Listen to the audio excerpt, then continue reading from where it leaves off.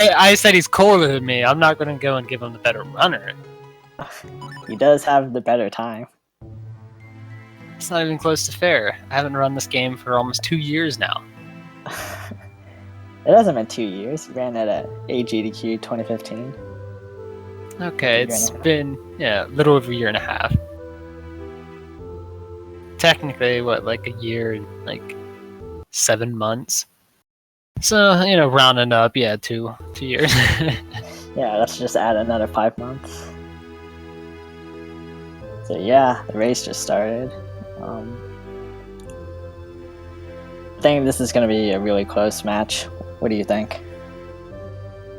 Yeah, absolutely. Consider the fact Quoooo and Kitty, they're actually seed 4 and 5 too. So yeah, Quoooo has a 158.47 and Kitty has a 159.21. So there's a minute and 26 difference between the two PBs. Well, the biggest issue though is the fact that Kitty's pretty much already winning because he's got his milliseconds available. I mean, what is that timer Quoo's got? How ancient is that? Yeah, the timer determines who wins, obviously.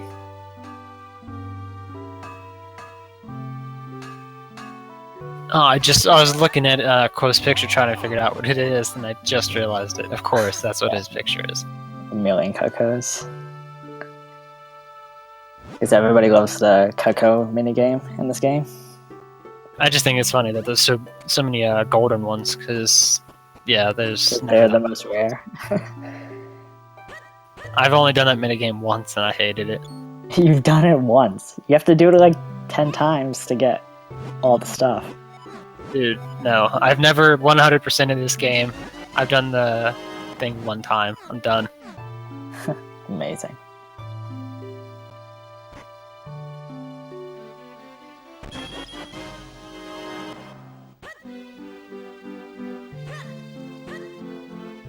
So yeah, they're getting their 20 rupees and then they're heading off.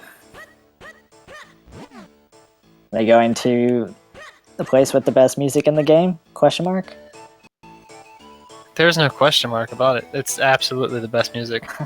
Is it objectively the best music? No, there's no, like, objectively. What? I mean, it's just 100%. Nobody can dispute it at all. It's the best music. Not even Cloud tops it? Nothing tops it. This is hands down the best music, man. It's the Quoooo Festival. There's actually a YouTube video where it goes on for like 13 minutes straight. I've listened to it so many times. It's a sickness, man. I'm sure you have. It's the only good part about TMC. The music. I knew that was coming. Of course somebody's gonna say Cloud Top's the best music. Man, open your ears, guys. Quoooo Festival. What is the matter with you? Cloud Tops is the fan favorite. It is. I'll never understand that. Because I think it's good. I think everybody just likes it so much because they don't ever hear it during TMC runs. They're misremembering how awesome it is. That's more incentive to run Hundo. No, there's never any incentive to run Hundo.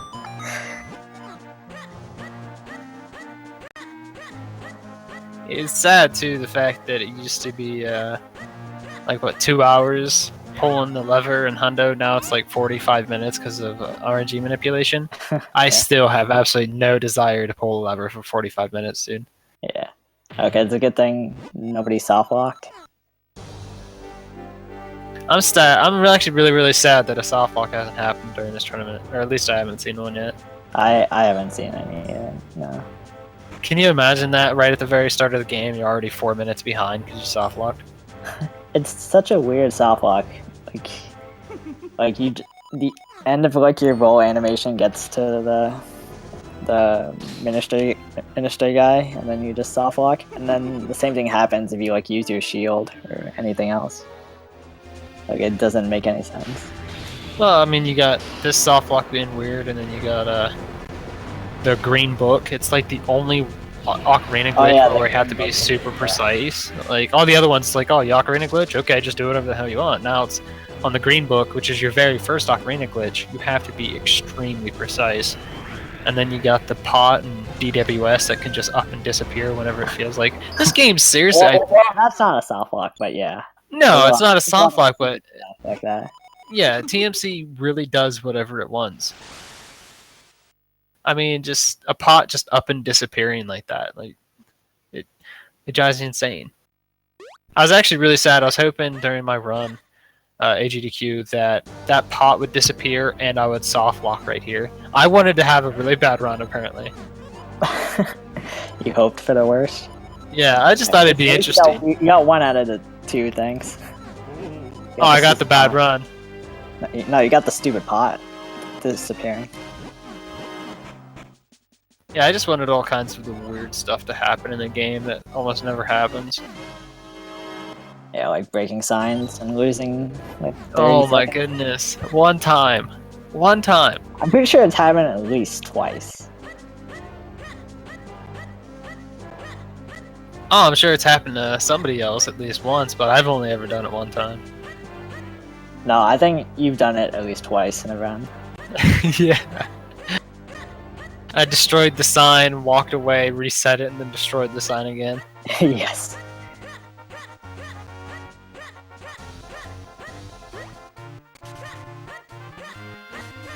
And the start of this game is just so boring. It's very straightforward. There's just a lot of rolling. Your biggest time loss is just not doing optimal rolls. And then there's some trolly Octoroks in Minish Woods. Well, they actually took different routes right there, and Quoooo got hit by an Octo and bounced back, so he's a little bit behind because of that now. Yeah, Octoroks are the worst enemies. Somebody ban Ryu the Wolf, please.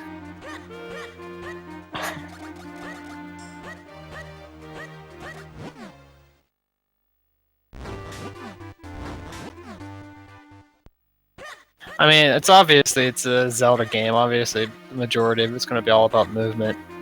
But Yeah. considering the fact, you know, it's not even just the first little bit of it. It's the first little bit plus the first dungeon. Like, it's just so much movement right at the very beginning of the game. Because that's really all you can really do at the start of the game. Yeah. Luckily, the game progressively gets better after each dungeon. It gets a lot more exciting. Oh yeah, it gets. I mean, and that's the bad thing too. Is, I mean, it's a pretty boring-ish type game. It gets a lot better after, like you said, after every dungeon. But I mean, I think the game gets so much better after you get to Ocarina. Yeah, it gets exponentially better. And it's funny too because in most games, I'm not a huge fan of glitches. So it's actually weird because Minish Cap, I could never ever do it glitchless. I don't know how many games I'll like think about speedrunning or look up runs of it, and then I'll see that there's like a glitchless category. I'm like, yep, that's me right there. Yeah, but the skips in this game are definitely good because they skip a lot of the boring crap. Oh, absolutely.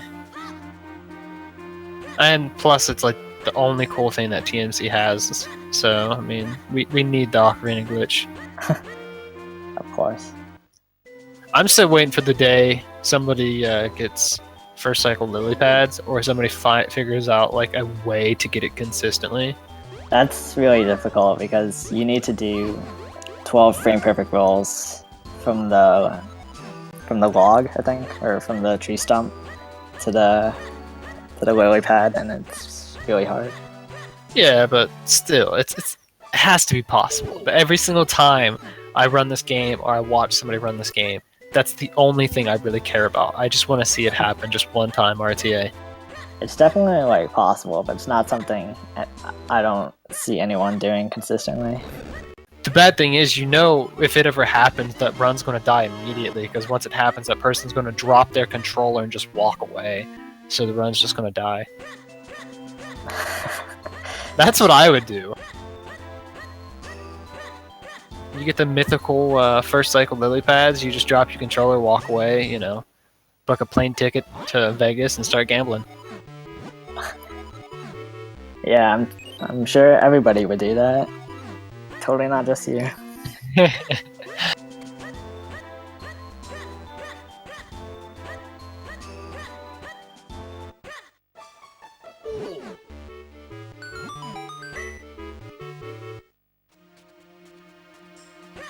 Alright, so like a really good time for entering the first dungeon is under 10 minutes.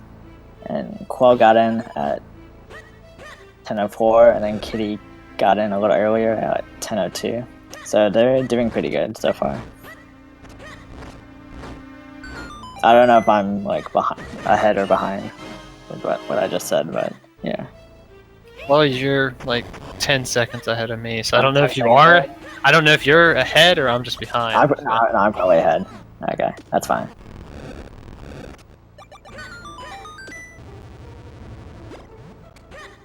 I just sped mine up a little bit.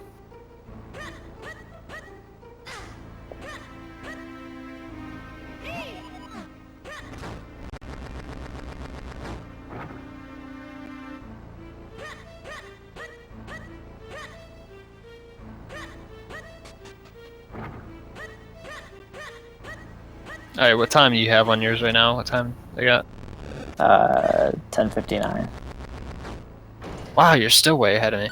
Yeah, it's fine. I'll just delay my commentary. Yeah, that's good. I just skipped mine ahead again. I got them at 11:08 right now.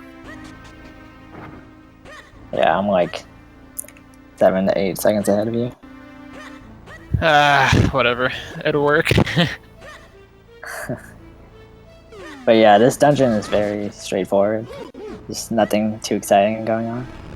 The biggest thing with this dungeon is, like we were talking about, movement, but you get the first instances of the mushrooms, and actually moving the lily pads with your gust jar. The mushrooms, obviously, the less time you spend pulling them, the quicker you want to be in the dungeon. So it's all about finding the exact frame you need to go to and letting go once you hit that frame. And then the lily pad movement, there's only one time you got to do it in this dungeon, and I think everybody actually has a pattern for that, don't you guys? Yeah, a lot of people count how many like puffs they do in each direction. See, that's just rude because I just puff pass. I don't know why you guys are counting. Well, if you accidentally do one extra or one less than you need, then you lose a lot of time because you get stuck in corners. Yeah. And that loses multiple seconds.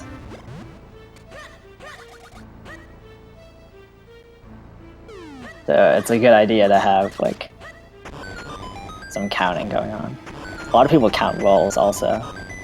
Yeah, I always thought that was weird. I know, I mean, this was way back when, but MB used to do that. And I always just thought it was the weirdest thing. Yeah. I don't put that much effort into my speedruns, and I go out and hope for the best. Like, count how many rolls you need for like every single screen.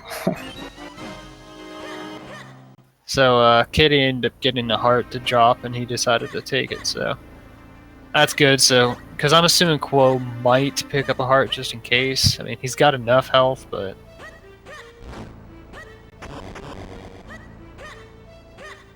Yeah, dying is not a huge worry in this dungeon. No, absolutely not. And nothing really does a lot of damage. No, most of the damage that you take right there, for example, most of the damage you take in this dungeon is just from, you know, things being in the way, you accidentally bumping into them, stuff like that. Mm-hmm. The only enemy that you really take damage from is maybe Matter Pillar if you roll through him after hitting his nose to get to his tail quicker. Or the green chew, because I know sometimes, like, while sucking them up, you just take a hit just to get the last little bit. Not a whole lot you really get hit by. Yeah. Well, like, one bad thing is this game doesn't have many iframes, so, like, you can get comboed by the same enemy multiple times. Ugh, don't bring that up. That's a while. Dude, that's seriously the worst enemy in the game. And Quoooo does pick up a heart after Matter Pillar.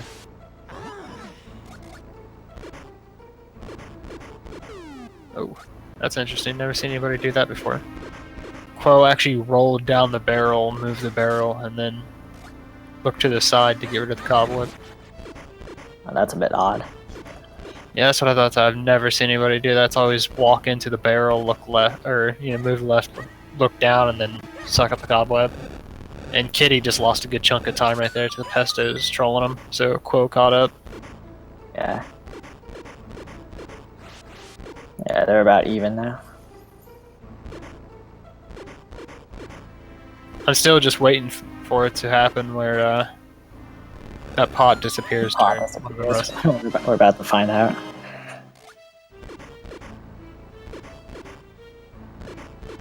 Yeah, it's anybody that doesn't know that pot that they pushed on the switch in the last room, the one with the stairs and everything, that can just up and disappear. So when they're coming back through, it won't be there. So they have to reset the area. So they have to go back up and come back down. And sadly, neither one of them got trolled. Sadly, yeah. Yeah, sadly. I said what I said. This guy wants to bring misfortune on everyone. Oh, absolutely so. I'm like the opposite of Santa Claus.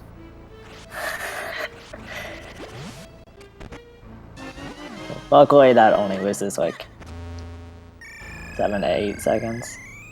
Sadly, Quoooo walked into the water too. Sadly. While you smile. I'm not that evil. Uh-huh.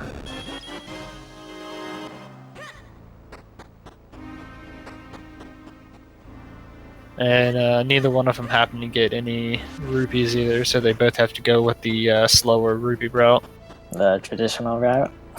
Yeah, I still don't even know the fast route. That got invented after I quit. So yeah, if you get 5 rupees, you can skip the red rupee chest, and instead you can get 15 more rupees at the start of Mount Krenel, and that saves like 7 seconds. Yeah, I'm pretty sure that's what it is. It's 7. Yeah, there's like a cave that you can blow up, and then there's blue rupees inside. Which is funny too, because like that's one thing I always hated about this game was our rupee route. It's horrible in my opinion, but it's very basic. Yeah, there's not a whole lot we can do with it either. That's what really sucks. There's a lot of rupees later on in the game, but we don't need them. And the game gives you like so many. Like there's like a million chests that give you like hundreds of rupees, and you just never need them. Well, I mean, there's a chest in Cave of Flames that gives you 100. So, and Kitty's getting trolled by the green chew right now, so it gives Quoooo a little bit of time to catch up.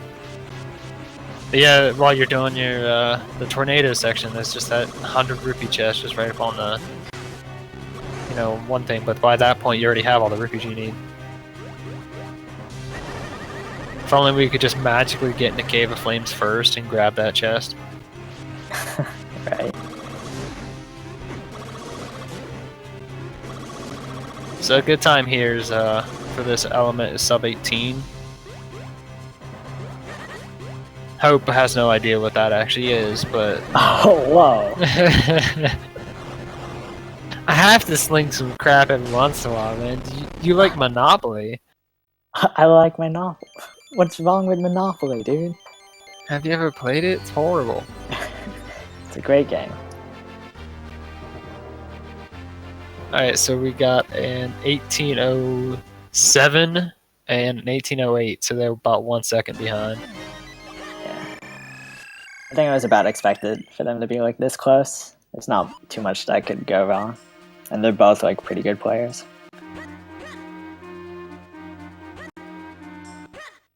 Oh yeah, this should definitely be a close one. Like you said, the PBs are within like a minute of each other or something like that. And when it comes to the times being that close, it really comes down to how well they actually execute. If they don't let nerves get to them in anything, and RNG. This game has quite a bit of RNG to it. So. Right. Speaking of RNG, the Octarock from MB's last race, now that's some RNG right there. Yeah, we'll get to him later.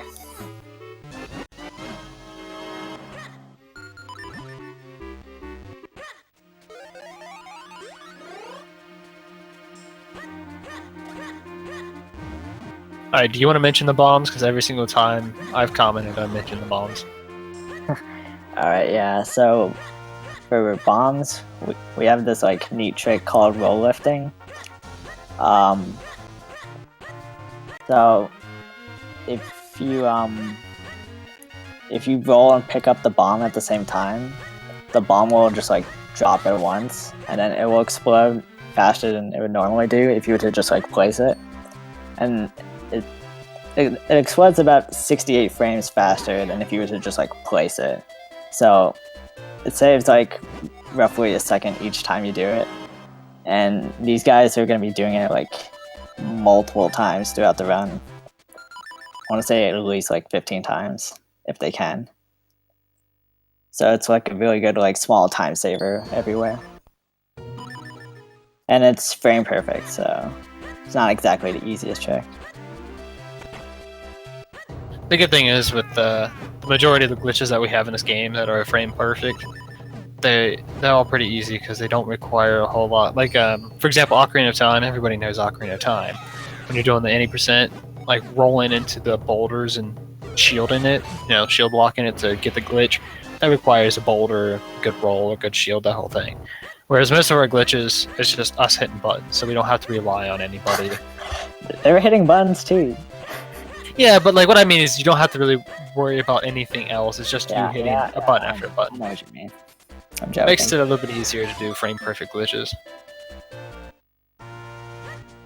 I mean, the only one that I can really think of that's a really difficult frame perfect glitch because it's not completely in our hands. We just have a short window to hit it. Is Palace of Winds Ocarina glitch. Yeah, that one is very tricky, and there's no like consistent way of doing it, and there's no like good way of buffering it because you can't really pause buffer in this game for something like that, at least.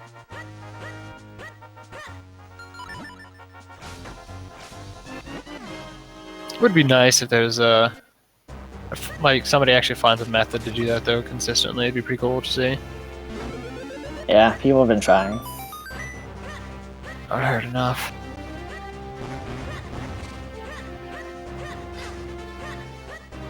Dude, maybe you should experiment with it. Just boot up VBA and spend all day on it.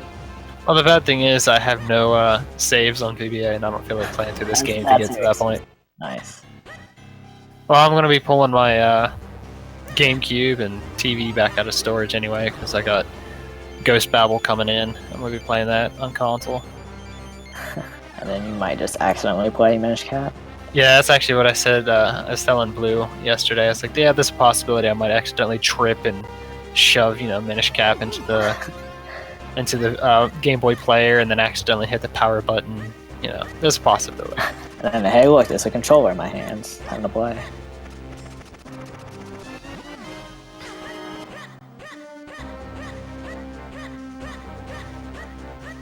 Yeah, these two are really close, huh? The problem is Kitty's lost a lot of time. He just did it again. He has swung that bottle multiple times and missed the water. Yeah. So that's catching up to him. Yeah, but there's gonna be a lot of back and forth, I feel. Oh, that inventory was perfect on both of their parts, and like it was. Oh wow, they're so close. It's absurd. So how the game wants you to get that ruby that they just got is there's a vine at the very beginning of Mount Cranel. You're supposed to climb up it. Obviously, we don't do that because your sword somehow can pick up rupees. You can also pick up fairies, and I don't know. It's a weird sword. Apparently, it's a giant net, but if you know how Zelda games work. If you slash something, it also magically picks it up. So it's just easier for us to go up there and then slash at it. Yeah, you can also suck it in with your Gust Jar. Holy crap, can you really? Yeah. I'd have never considered even doing that. I mean, obviously it's slower, so I guess... You can even do it on, like, the far right side. Like, you can just barely suck it in. Huh. Really cool.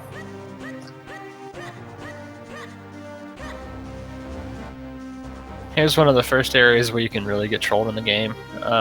These pestos, while you're carrying this seed, they can hit you, and then they'll just stand right on top of the nut, so you can't pick it up and walk away. So you pretty much have to switch to your sword.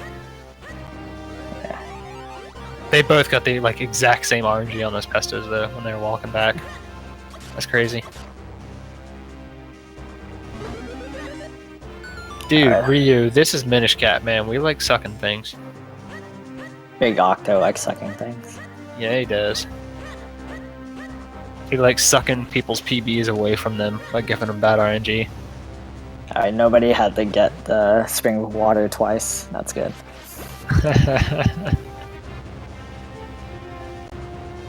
Yeah, it actually really bothers me. Quoooo just did right there. Last race I commented somebody did that too, and it kind of drives me a little insane that people do it that way, when they'll throw the rock towards the mushroom. There's actually a chance for you to get, I don't even know what they're called, but they're little black spider things. Yeah. If you get one of those, you pretty much have to bring your sword out and kill it, because it'll stick onto you and you can't use the mushroom anymore. If you throw the boulder away, there's a good chance you can still grab the mushroom, pull it back far enough, and launch yourself if you do get one of those. So, anybody here, I recommend don't throw the boulder towards the mushroom. Throw it away from you in case you get one of those guys. Yeah, it's one of those annoying RNG instances. I mean, it's super rare to get one. Out of all the runs I've done, I've gotten maybe 3 of them in that location. But it does happen. Yeah, it does happen. It's really annoying. I said the only other location I know of them popping up is while doing the Boots quest, blowing up the rocks. They were blowing up the boulders to get into Lon Lon Ranch. Those can pop out too. But they're no big deal right there because you just roll past them anyway. But that's the only other location I really know coming out. They're called beetles. According to Zalo, but you can't trust him. He breaks desks.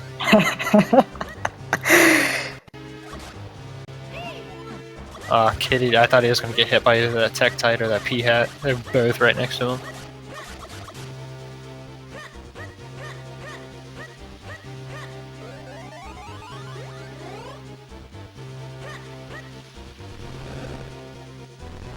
Alright, hopefully neither of them die during this next section, because if they do, they start at the very beginning of Mount Granol. And it's very possible to die from the enemies coming up.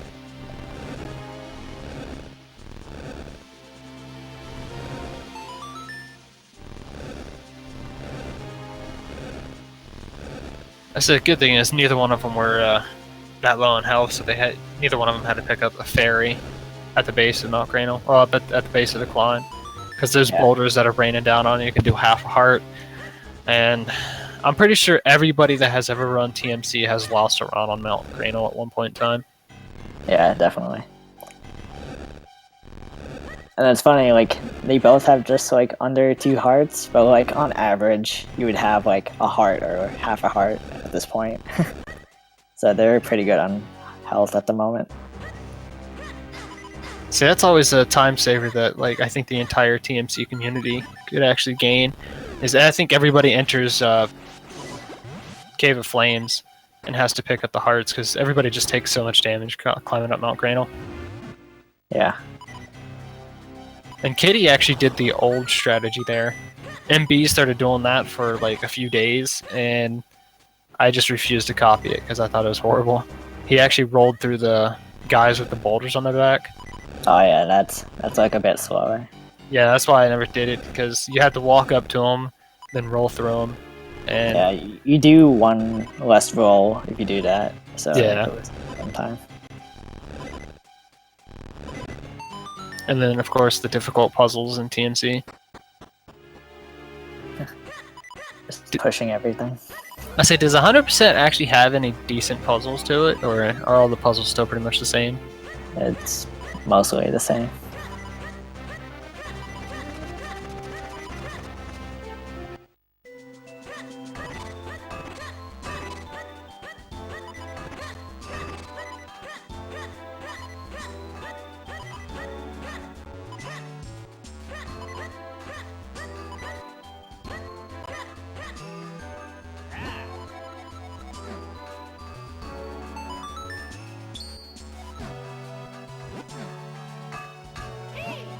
I also, because like I'm just pure evil. I still want somebody to pull a Tokyo Boy and just leave the sword here after complete Cave of Flames. I think he's the only one I've seen done that. The best thing about it too is during a tutorial video. It makes it so much better. It's pretty funny. I'm pretty sad. Quoooo got a 29:23 and Kitty got a 29:30. So only 7 seconds difference. Which is actually interesting because Kitty was ahead a second at the end of DWS, so Quoo's actually gained 8 seconds on Kitty. Yeah, there are a lot of little things that can change the lead.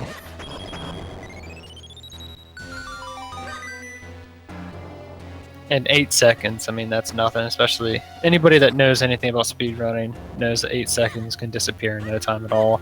And this is a 2-hour long run.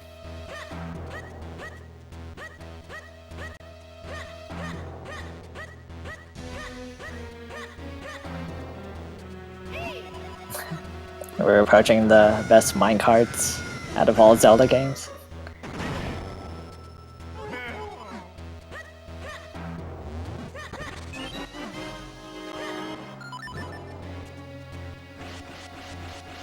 Can you imagine if that's how it was in Seasons? If you had those extremely fast carts?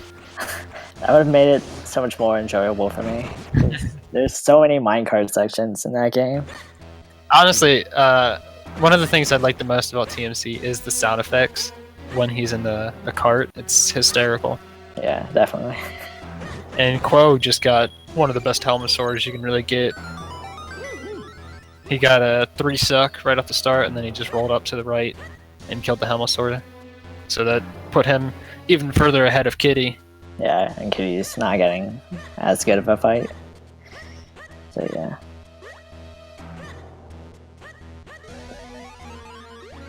I always hate the... I don't even know what those turtle things are called, but sometimes they'll sit in the doorway. And that's probably one of the most infuriating things, because there's nothing you can do. Yeah. It's very rare, but it sucks when it happens.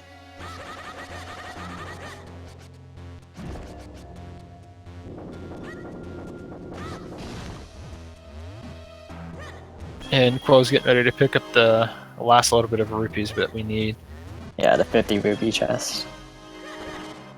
So they've already spent 60 rupees, 20 for the bottle, 40 for the grip ring, and now the 70 that Quoooo has, 60 of it will go to a mushroom.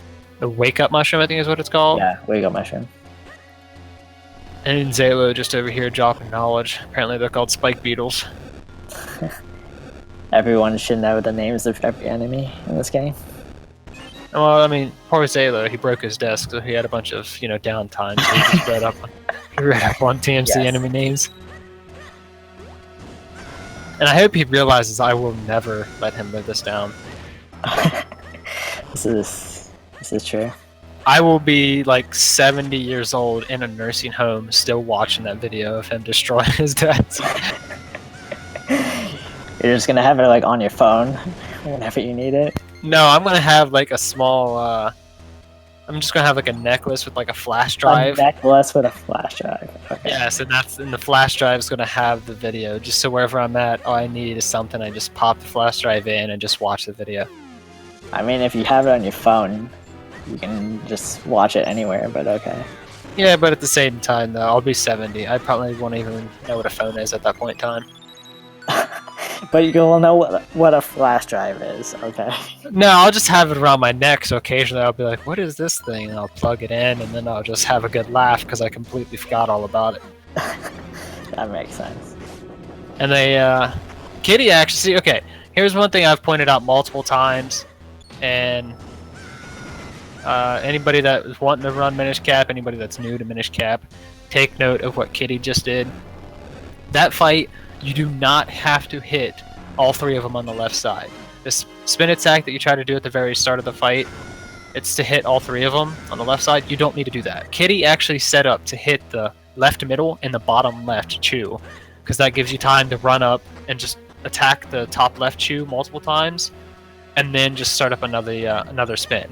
So how Kitty did it is the safest way to do that fight. And you don't need to hit the 3. Quoooo, he tried to hit the 3, he missed, but he got the bottom 2 anyway. If you are uncomfortable doing that fight, don't do the Gust Jar setup. I beg of you, don't do the Gust Jar setup. It's just a waste of time. Just do the spin attack and hit the bottom left 2. Yeah, that was my big issue when I first saw that Gust Jar strat. I instantly hated it because there's no need for it. One, it ruined my gorgeous Spiny Chew fight. Like, I don't know why anybody felt the need to ruin my fight. What's the matter with you people? This is my strategy. Leave it alone. No, Yeah, but like, stupid rules though. but no, my thing is, I'd understand it if you needed to hit all 3 of them with the spin attack. Then the gust jar is terrific. It really, truly is. But you don't need to hit those 3. You just need to hit the bottom 2. So it's just a waste of time to actually do it that way. So that's not a huge fan of people actually using the gust jar. It looks like it's a Quoooo waste of dropped. equip. I don't think many people do it anymore though, because people realize how much time it saves doing it the normal way.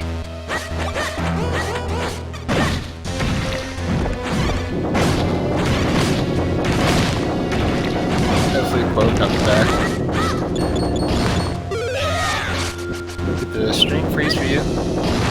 Yeah, I buffered a little.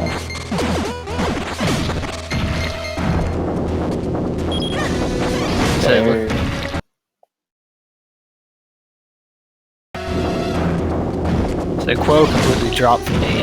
Kitty's right now is frozen. I have their individual streams open and they're like about tied.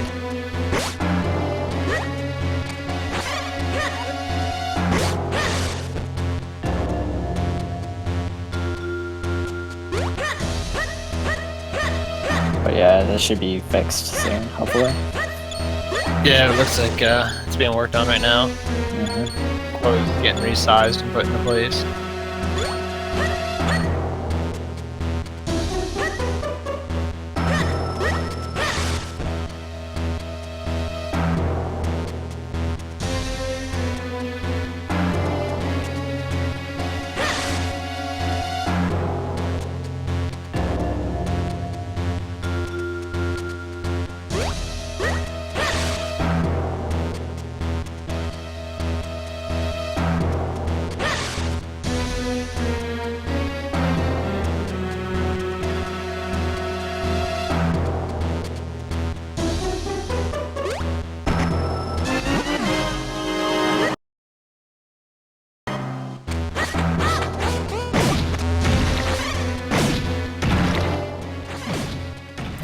Can you still not see anything?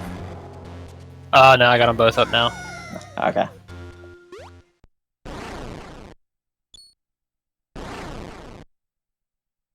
Are they just? Is that really that much of a difference between them? Because Quoooo just dropped into the fight at 37-13, and Kitty's dropping in like 15 seconds later.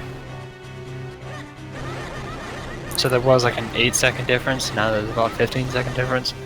Yeah, it looks like it.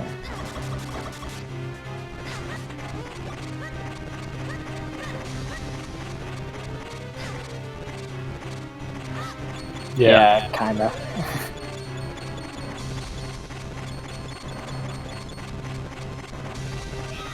And Kitty got the fast flip on the first cycle.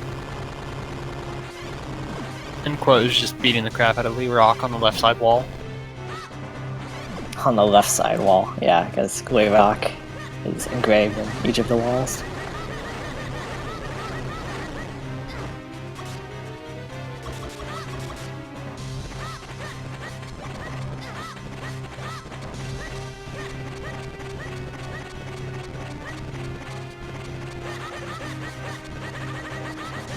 It's kind of hard to tell how well Quoooo's doing too because of the buffering.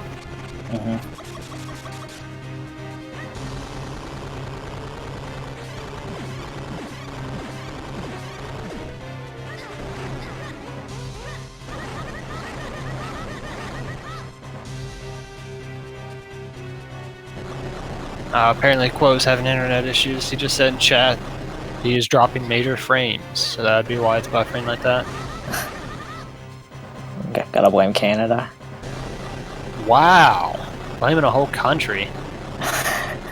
Canadian internet is not the greatest.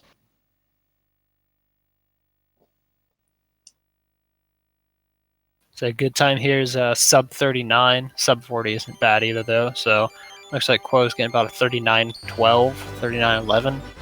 Yeah, and Kitty's gonna go like a 39-22. 39-23, so I mean that's not bad. They're about 12 seconds behind, something like that. Still a super close race. Like I said, 12 seconds is very, I mean, easily can just disappear in this race. Yeah, anything can happen. And I'm pretty sure they're both gonna remember to get the sword.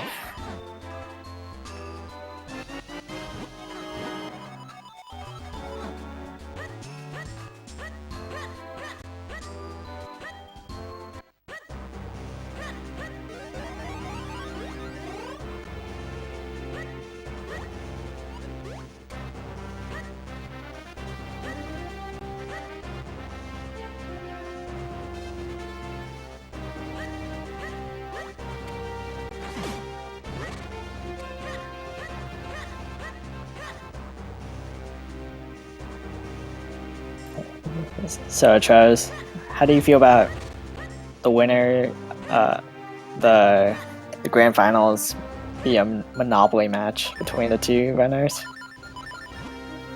That sounds horrible. That sounds great. I don't seriously. Okay, I don't understand how people can like Monopoly. It's such a bad game because nothing happens. Nothing happened. It's pure luck because I've never met anybody in my entire life that actually trades in Monopoly. Nobody ever wants to trade. So how Monopoly goes is you just sit there and keep landing on properties, buying every property you land on, and then hoping that you get a Monopoly, and then you just destroy people. Like that's how the game works. There's no actual skill or anything involved. It's rolling the dice and There's hoping you strategy. land. Hello? What's strategy? The strategy of like looking at the dice and hoping it lands on the number you need.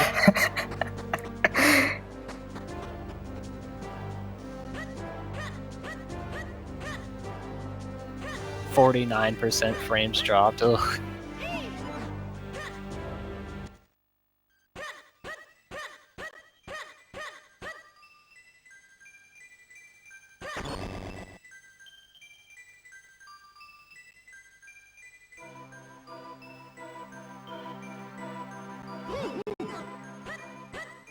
Dora the Explorer speedruns. Oh my goodness, can we do that for the finals instead? A blind race of Dora the Explorer. Is there luck involved in that? I hope so. Spider-Man GBA. Whoa, whoa. We need to have Zalo commentate that. I said, yeah, we need to be careful. Can't bring that up around Zalo if he's still here.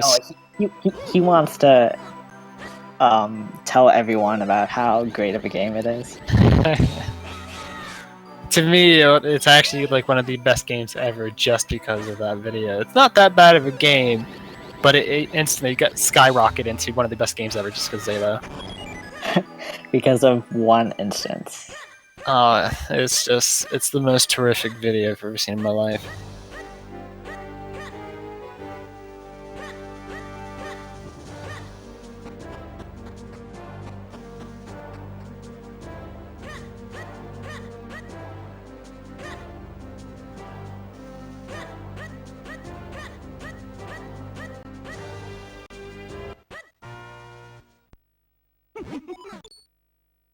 So we got this Moblin fight.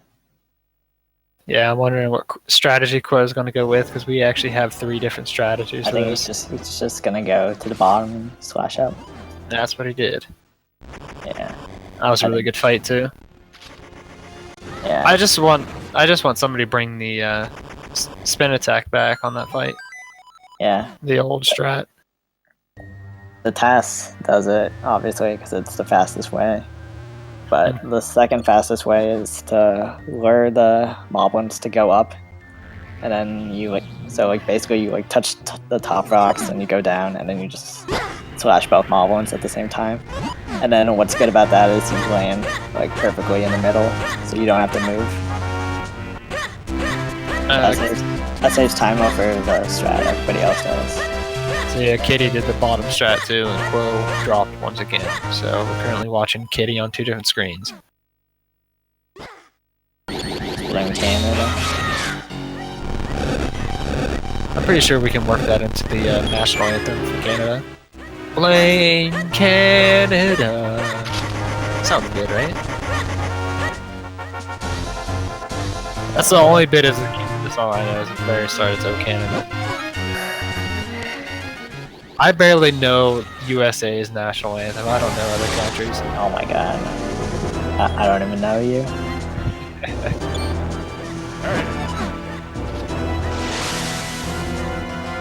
Alright, so now we got like the last cutscene in the game minus like DHC, which I still have trouble considering that a cutscene.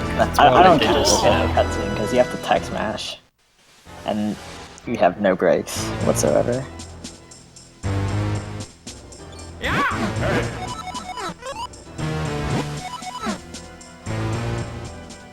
It would be so nice if you didn't have to text mash during this cutscene, because you really could use like a break. You don't have a break until, like you said, the DHC cutscene. Yeah. And that's the bad thing is with most games is just the text mashing, and this game's pretty bad too. It's pretty violent when it comes to the text mashing because thank you, Quoooo, he destroyed the sign. I hate that sign. The texting on this game, if you hold down B, it actually speeds up the like speed of the text. So there's like 6 different speeds of text in this game. At the start, you get to choose your text speed. You got slow, normal, fast. But while holding B, it also speeds it up as well. And then every button that you hit advances the text afterwards. And you get, you know, everything you hit. Except for, I think, like, L. I think it's like the only button that doesn't actually advance text. I don't know if start does. Somebody told me it does. But even the directions that you hit advances text. So, you know, text mashing in this game is seriously holding B and hitting every single button you possibly can while rotating the joystick. It's a pain. Yeah. But it saves a lot of time over the course of the run.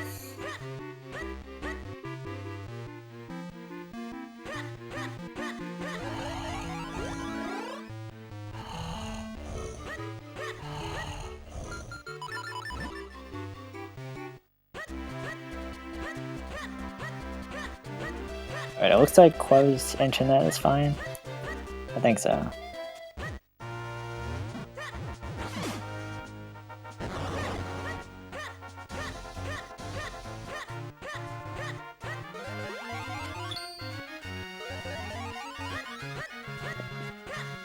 One of the issues I have with just how the route has kind of changed up, because people have tried to incorporate roll lifting more into the route, is right there when you're bombing those boulders. If you just walk to the right, place a bomb, throw it to the right, you can actually roll past the bomb explosion if you're on the very bottom of the wall. So you can actually just roll past the explosion. I think that might be faster to do that than get the roll lift. Obviously, the fastest would be get the roll lift. Well, you can roll lift and then just like throw it and then just hang at the bottom. I just know, like, usually people do the roll lift and then they can never get like the exact spot that they need to throw the bomb to the right, so they can roll to the right past the explosion. Yeah, some people do it, but I know like other people can do it just fine. Like Toad can probably do it perfectly fine. That just it was something that just came to my head because I was watching Kitty and he threw the bomb and he just sat there and waited for the explosion. I guess like another thing I should bring up is if you like throw the bomb, as soon as you like place it, it blows up like 30 frames faster or something like that. So like that's like another faster method of having your bombs blow up faster as opposed to just like placing them. But yeah, it's around like 240 for just placing it, like 210. I think it's like 240 something, 216 or something like that for placing it, picking it up and throwing it within a frame. Just the pickup has to be within a frame. And then the roll lift is like 196. Yeah. It's a weird game because it does have 3 different bomb timers to it.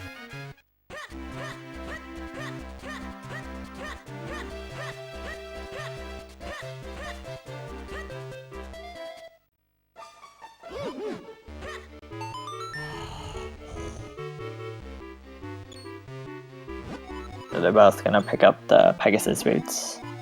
That's gonna be used quite a bit throughout the round. So it's very fast, obviously.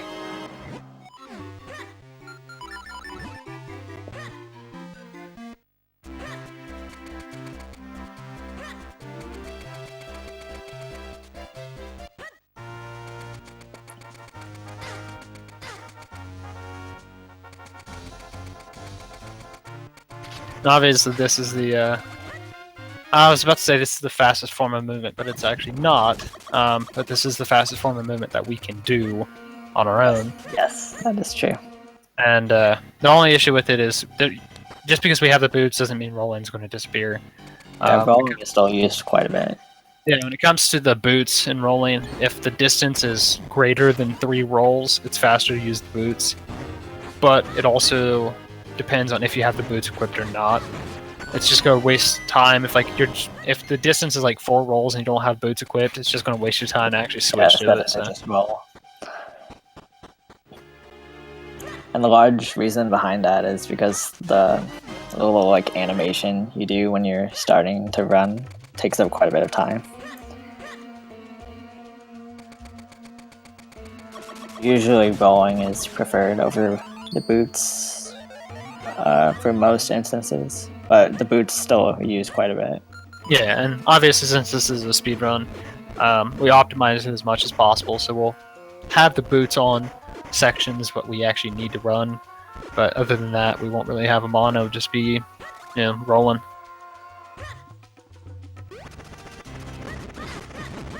And this is the second save and quit of the game. The first one's hurdy-gurdy. Ooh, and Quoooo got beat up a little bit by those bulldozers. Saving and quitting here saves, what, like 7 seconds? Yeah. Because what we're supposed to do is go back across the water that we came, and then get out of Minish form, and then run back over to the side. It's just faster to save and quit, get it out of that, not have to do the water section. Yeah, and during the save and quit, you equip the arrow and the bow and boots, so like that saves so I can equip. And right there, Quoooo, he just took a step to the left before he rolled. If you roll into Ezlo text, it takes him a little bit longer to pop up. So Kitty did the same thing. It takes Quoooo. It takes Ezlo just a little bit longer to pop up and start talking to you if you roll into it. So occasionally you'll see them just walking for a little bit, which is obviously slower to walk, but the reason why they're walking is because there's an Ezlo text. Or they might take a stutter step to one side. So when they do roll, it's just enough distance so they can take like a step to get into the Ezlo text. Which I still don't understand that either, why it takes so long for Ezlo to appear. I always figured it was just because the animation of the roll was still trying to finish.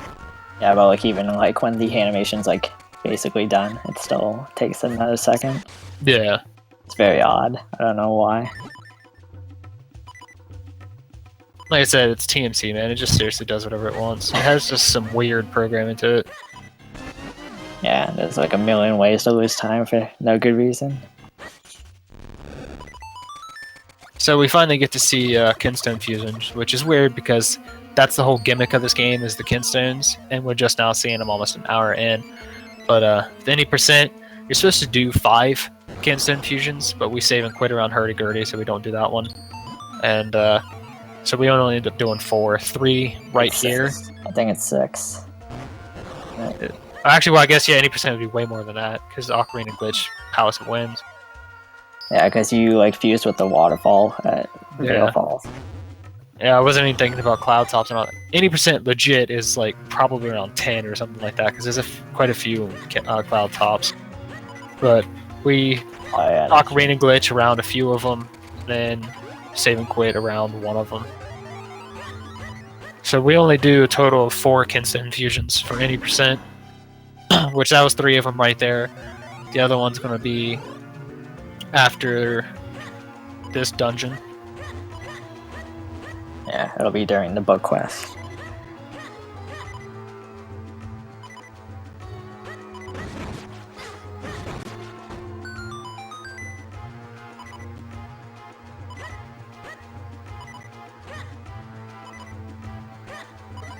And this is one of the weird locations in the game because, kinstone. The area actually, like, usually when it fades to white like that, it resets the area. But this is one of the few areas that actually doesn't do that, so that's why they're destroying that. There's grass. There's piles of grass because now they can just roll through instead of having to go around this entire maze and dealing with the snakes while in Minish. Yeah, it's totally a maze. Oh, it looks like a maze to me, dude. It's got snakes and some boulders and some grass. I'm pretty sure that classifies as a maze. Your typical labyrinth.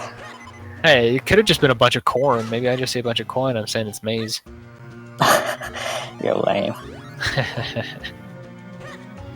So hopefully Kitty gets through here before you, like, pretty comfortably, because you have a few snakes that you gotta kill and whatever these enemies are called that Quoooo just killed. And since Kitty's on 3/4 of a heart, he could die. He shouldn't, but I know I've taken damage here a few times.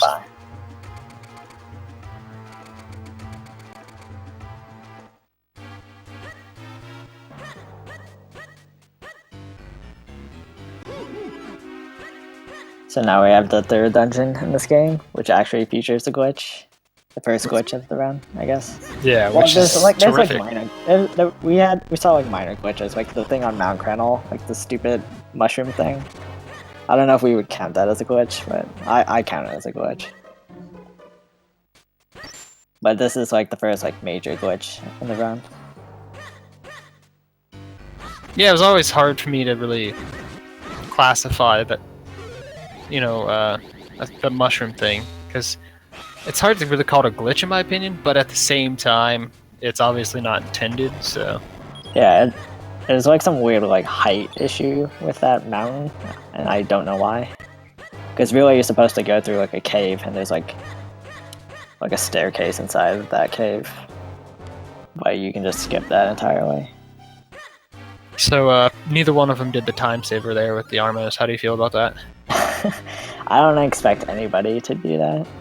Really? That's the only reason I'm gonna come back to running TMC, just so I can do that time saver for you. Yeah, you can avoid killing that Armos statue, and then just like make your clones like around him, like dodging him, and it saves like a couple seconds, but like you risk falling into the hole in the middle, and that loses like 20+ seconds. So if you want to save 2 seconds and risk losing over 20, go ahead.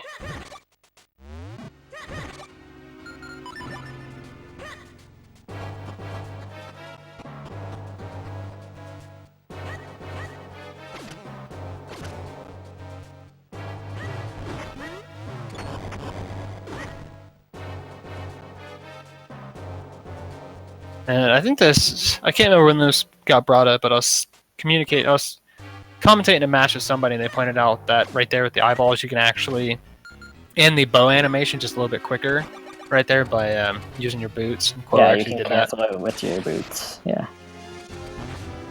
And Kitty did not. So I mean, I actually never even thought about doing that. And yeah, not everybody is like aware of it, but it's a nice small time saver. Oh yeah, I mean it'd be a few frames. Ooh, Kitty doesn't pick up the red kinstone.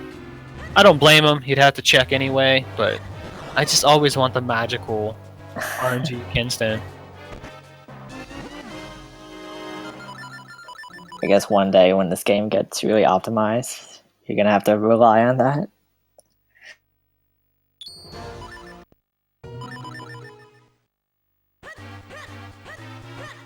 Yeah, I don't think this game will ever get to that point. It's 2 hour long. I mean, usually the only games that you'll see where you have to get to the point of doing something that small is like old Nintendo games that are like, 20 minutes or shorter. Usually those are the games where you do this like really, really tiny, small things to save time. Alright, so Kitty and Quoooo, they just got the red kinstone, which we'll need to shortcut into Palace of Wind. So now we're getting ready to see the first glitch in the game, or the first big glitch. It depends on if you consider the mushroom thing a glitch or not. And it looks like Quoo's going to get it first try. Yep, Quoooo got it first try.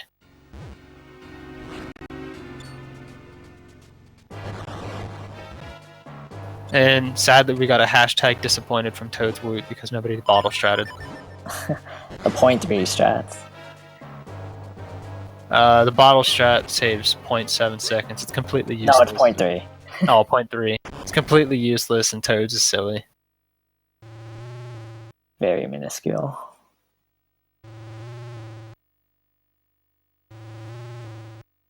Ooh, Quoooo. Ooh, Quoooo. He went for the arrow strategy on Mazal. Ooh, he just got confused. He is not good on health. I can't remember if any of those pots actually have health or not. I know most of them They have don't. arrows. They just have arrows. I mean, Mazal is really easy not to take damage on, so he should be fine. Most of the reason why he took damage is because he went with the arrow strat, which you just sit there and instead of attacking the eyeball with your sword, you sit there and kill it with the bow and arrows, so you can be right next to the second hand, and you can get its like the hand from moving. Yeah, it keeps the hand on that side, so it takes less time to get back to where it needs to be. Plus, it gets rid of its like ham because it has to do 3 pounds on the ground before you can hit it, so it speeds up the fight just a little bit. But Quoooo took a lot of damage because he messed it up. Yeah, and he had to play a little more safe. Yeah, you can tell how terrified he is. He's playing it smart. Instead of going ham and possibly dying, he's making sure that he's safe. All in all, even with him playing as safe as he did, it was still a pretty clean fight. Mm.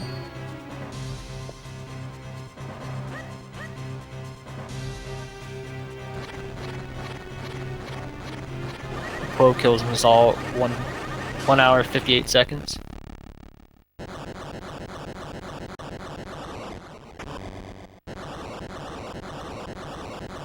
And Kitty killed him about 1 hour 1 minute 58 or 18 or 8.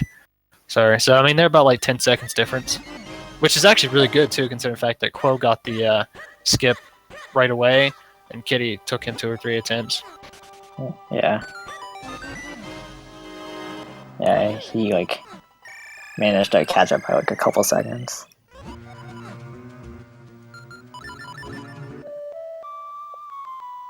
So like a really good ocarina time is like around like I guess like anything sub 101 is really good, but like anything like around 101.30 is pretty good as well.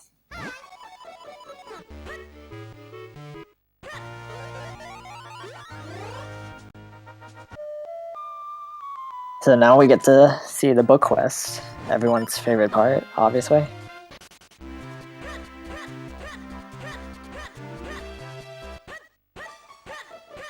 Atreus, how much would you pay for somebody to find a skip for this?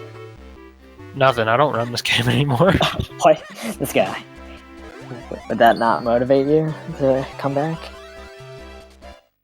Honestly, I think it would be probably motivated to come back to the game if somebody found a flipper skip. I really want somebody... What do you mean flippers? Oh, well, yeah, never mind, yeah. I'd be really excited for somebody to find like a book quest skip, because we really don't need the bracelets, we really don't need the flippers, so... We just got, you know, two reasons for the power bracelet. One of them is actually the flipper, and the flippers we only got 1 reason, or 2. I think it's 1, that we actually need it. Yeah, there's only 1 room. So if we could just find a way to skip having to actually get that stuff, it would... Oh, the amount of time save. Can you imagine? I mean, just sit here and imagine and hope. Can you imagine finishing up Fortress of Winds and going straight into Temple of Droplets? Dude, that's the dream. One day, man. One day.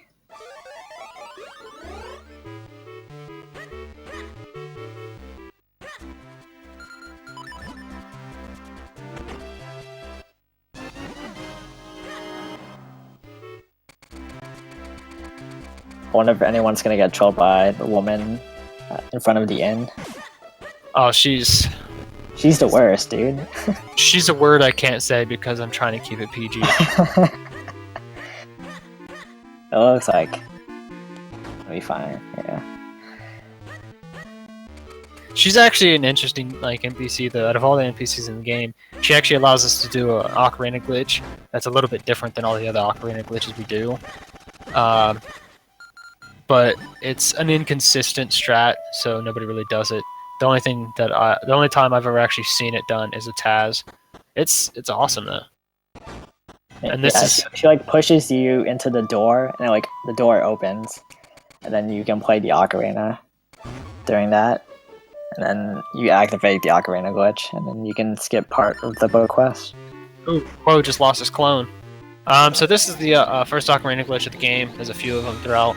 and if you kill the pesto on the screen before, it allows you to get all, like, your graphic gets messed up like this, but the green book stays there. Before, the strategy was to go down the stairs right there you just saw on Quoo's screen, and then we had to reset the area doing that. We found out.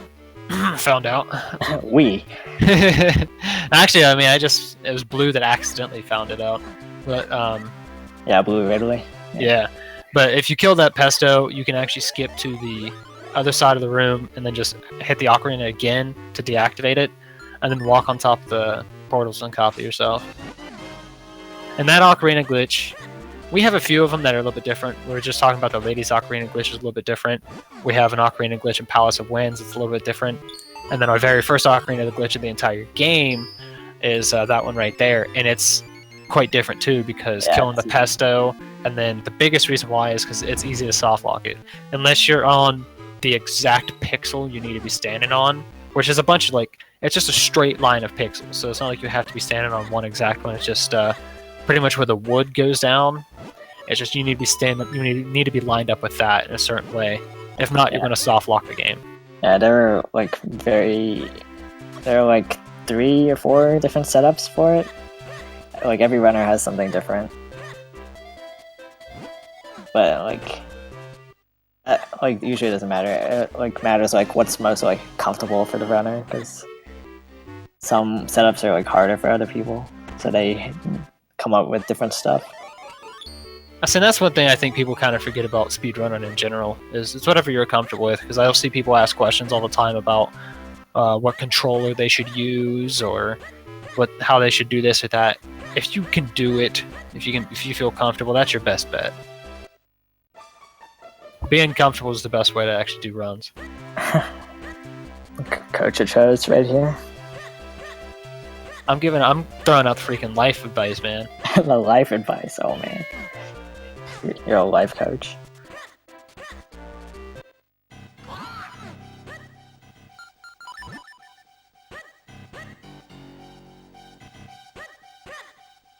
Oh, and Kitty talked to the kitty and then got hit by the kitty. Yeah, and those cats are pretty dumb. That's what I was about to say. Neither one of them got trolled by the cat, and then he accidentally talked to it, which gave it just enough time to smack him in the face.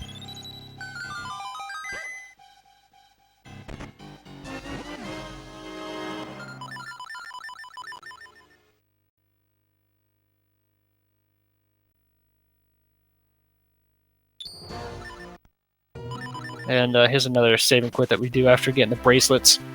Instead of walking back out of here and doing all this extra stuff, you can just save and quit out, and it'll actually put you right back to the Ocarina Stone, and then we can just start traveling towards the next book. Yeah, that saves a lot of time. That saves like over a minute, because backtracking is really bad. It saves a whole lot of time. I think that might actually be one of the biggest time savers on all the S and Qs that we do. I think it's the biggest one, yeah. Well, I'm thinking Dark Hyrule Castle might be the big one, because if you get that key and you're just in a room all by yourself. And oh, technically, yeah, I guess you're right. And if you're watching Quoooo, he's hitting twice down and then once to the side. The lily pad moves a little bit faster if you're actually moving it at an angle compared to just straight down. So that's why you'll see them occasionally just look to the side and then shoot, just that slight speed increase. Very weird. I don't quite understand that. Some games are just weird like that. I mean, there's a lot of games walking diagonally is faster. I mean, look at Perfect Dark and 007. Yeah, true.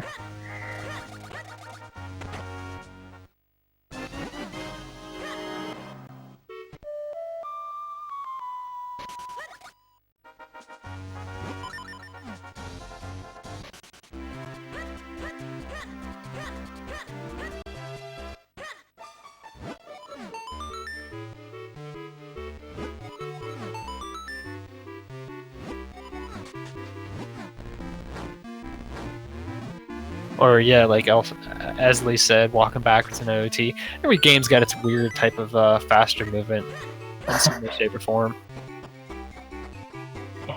Can you imagine walking backwards in real life? That's the fastest way of moving. Wait, whoa. You don't do that already? Obviously not. Okay, that's weird. You don't. So you're telling me you don't have mirror helmets? Maybe. So you have mirror helmets, you just don't walk backwards. My entire life, man, I've always walked backwards. I actually have a helmet, and it's got two mirrors that stick out to the side, just like cars, so I can see where I'm going. Do you also roll, like Link does? No, because I'm walking backwards much faster than rolling. But in certain instances, I'm pretty sure rolling would be faster. I don't think you're moving optimally, dude. That's the reason why I'm so slow in real life. Yeah. That's why you're always late for appointments.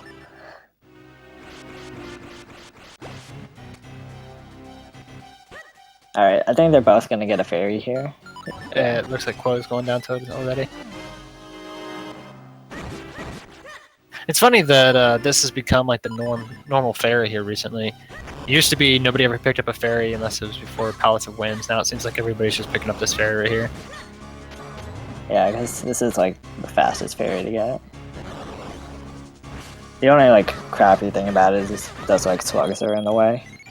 Yeah, and another good thing about that fairy compared to the Palace of Winds one is that you have a fairy available for Temple of Droplets. You shouldn't need it, considering the fact that Temple of Droplets, bombard you with health throughout the dungeon, because you have 4 hearts in the main room, and you reset that room 2 different times, so you'll have that room, a full room of that 3 different times. So that's 12 different hearts that you can pick up. Right. It's kind of rare to die in Temple Droplets, but it does happen from like time to time. So according to Blue Infinity, they are 19 seconds apart.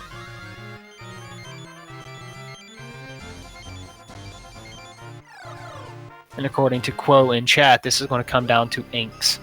Well, inks are definitely gonna change the lead, that's for sure. Might widen the difference between the two, or might make Kitty come ahead.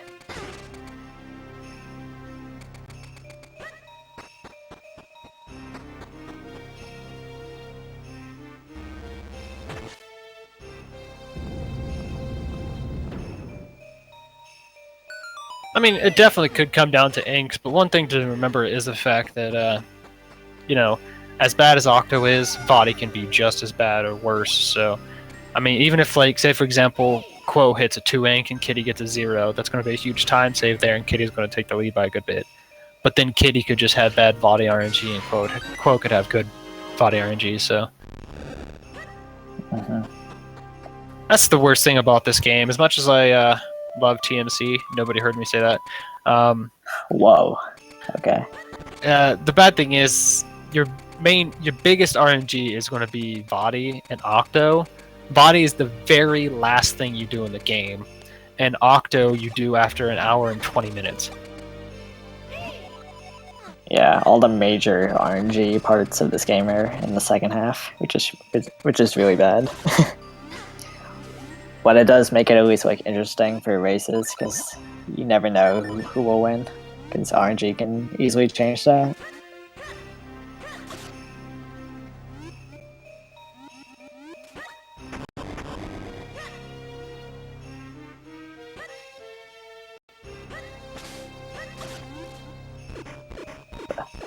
Do you know about the mushroom thing here? Yeah, and honestly, I wish that nobody knew about it, because I'm so sick and tired of people wasting time doing it. Every single race, it seems like somebody is wasting time pulling that mushroom. I'm pretty sure Quoo's gonna go for it, and he's gonna get it. See, that wasn't bad. Quoooo like did it nice and quickly, so it's okay. But every time like I've seen it here recently, it's like people just sitting there messing with the mushroom and like the lily pad, and they can't get it going. It's like, you need to get the lily pad going, and then you just need to hurry up and grab the mushroom. It's got to be nice, quick, and clean. If not, you're just wasting time.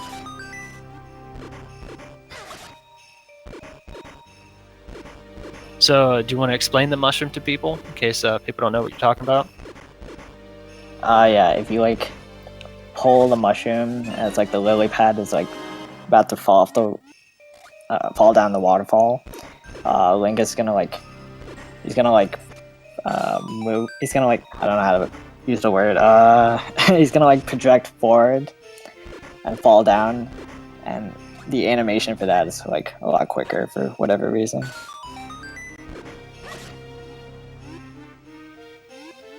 Do you want to explain the ice puzzle skip here?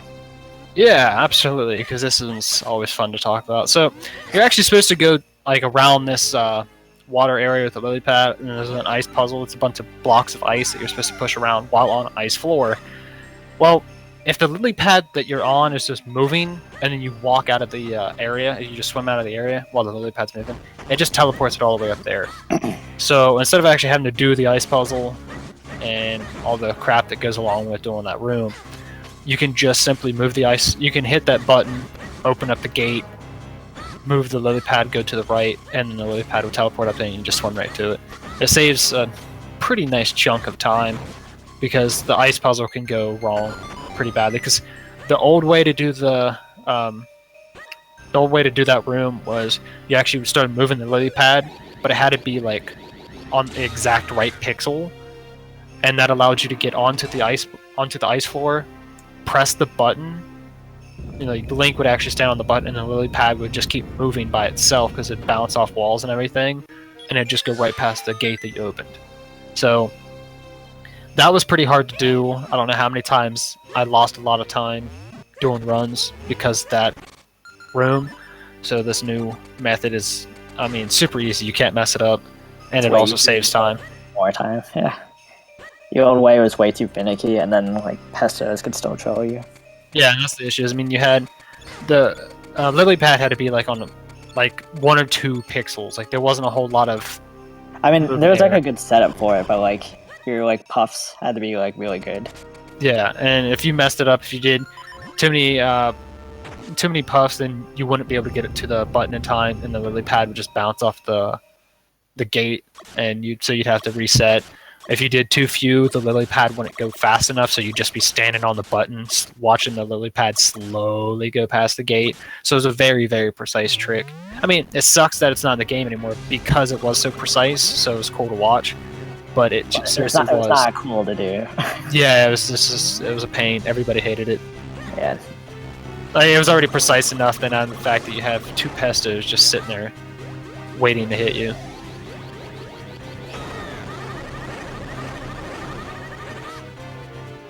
So now we got the blue chew, which is the exact same as the green chew in DWS.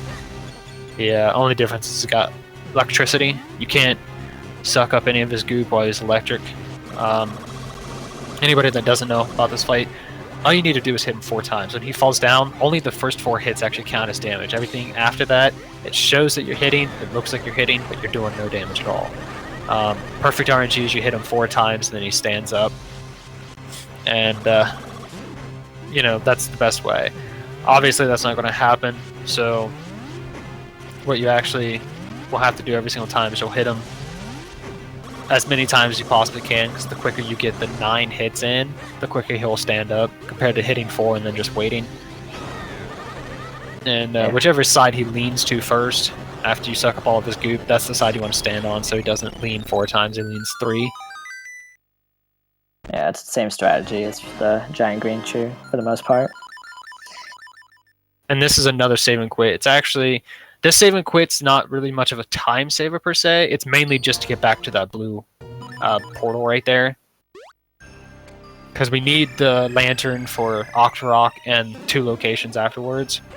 Or is it just 1? I think it's just 1. I think it's Octo and 1 location. You only really need it for Octo.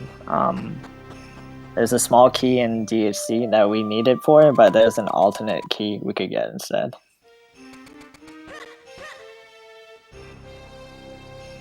Yeah, true. So, what they're doing, the whole reason for that save and quit is, like I said, get back to the blue portal, so you can go back in the room that you were previously in, so you can Ocarina glitch off that, and then skip a good chunk of the dungeon. I mean, this actually second half. Yeah, it skips like the entire left, because like right here, Quoo's getting ready to push the lever. They just pushed the lever on the right side, and now they're already pushing the one on the left side. It skips the entire like left side of the dungeon that you're supposed to do to get to that lever. And the left side of the dungeon is by far the worst. Like, there's just more scissor beetles and then like stupid mazes and a lot of really shitty lantern puzzles. It's not a really good dungeon.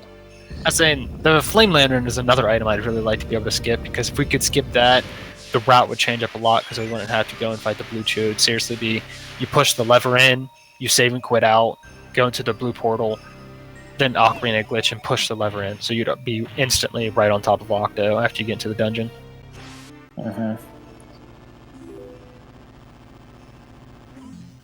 So I'll let you explain Octo, because I know how much you like him.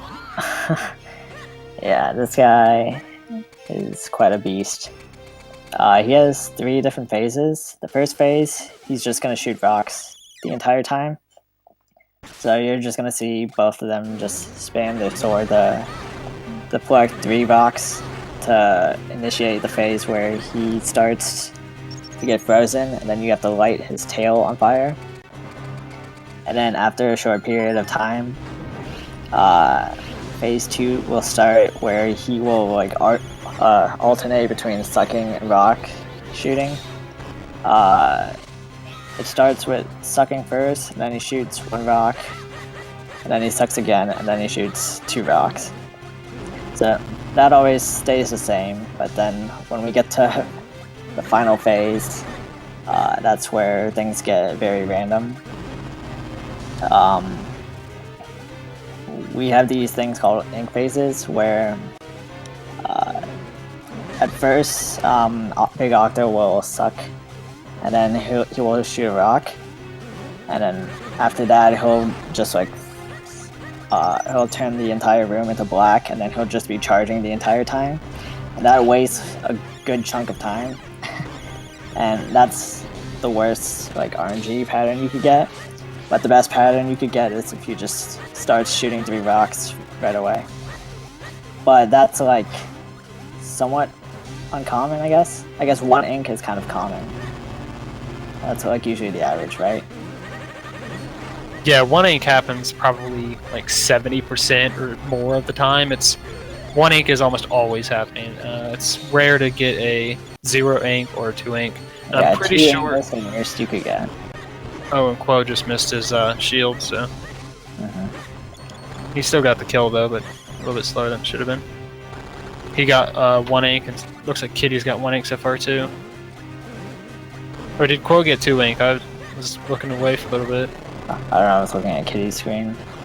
Yeah, that's what I was looking at too, so I think he got 1 ink.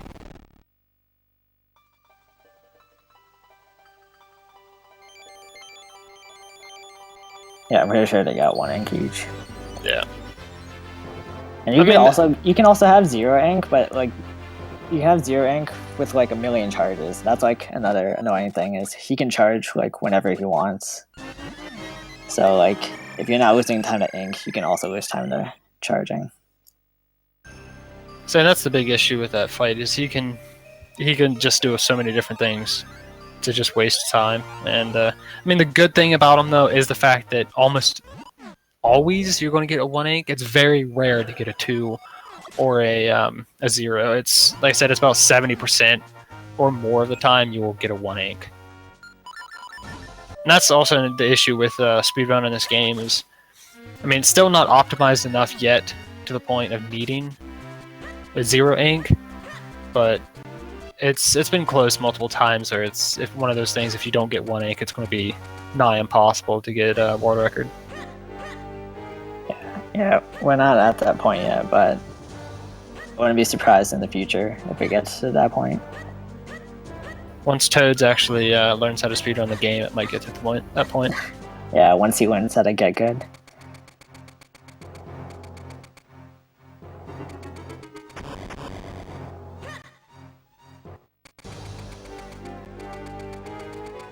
So after you get every time you get an element, you have to fuse swords, except for the first 2. You need to get the first 2 elements before you can fuse. And then after that, every single time you get element, you got to go and fuse your sword again.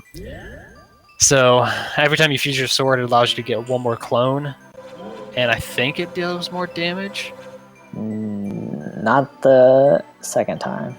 I wasn't sure. I wasn't sure if the second one did or not. But when you switch from the Smith Sword to the Force Sword, or the, I can't remember what it's actually called. Is it called the Force Sword before it gets all 4 elements, or is it like? No, it's like Green Sword or something. Okay. But yeah, like when you switch from the Smith Sword to the Green Sword, it's definitely damage up. I didn't think it was a damage up here, but then the next one that they do, it will be a damage up.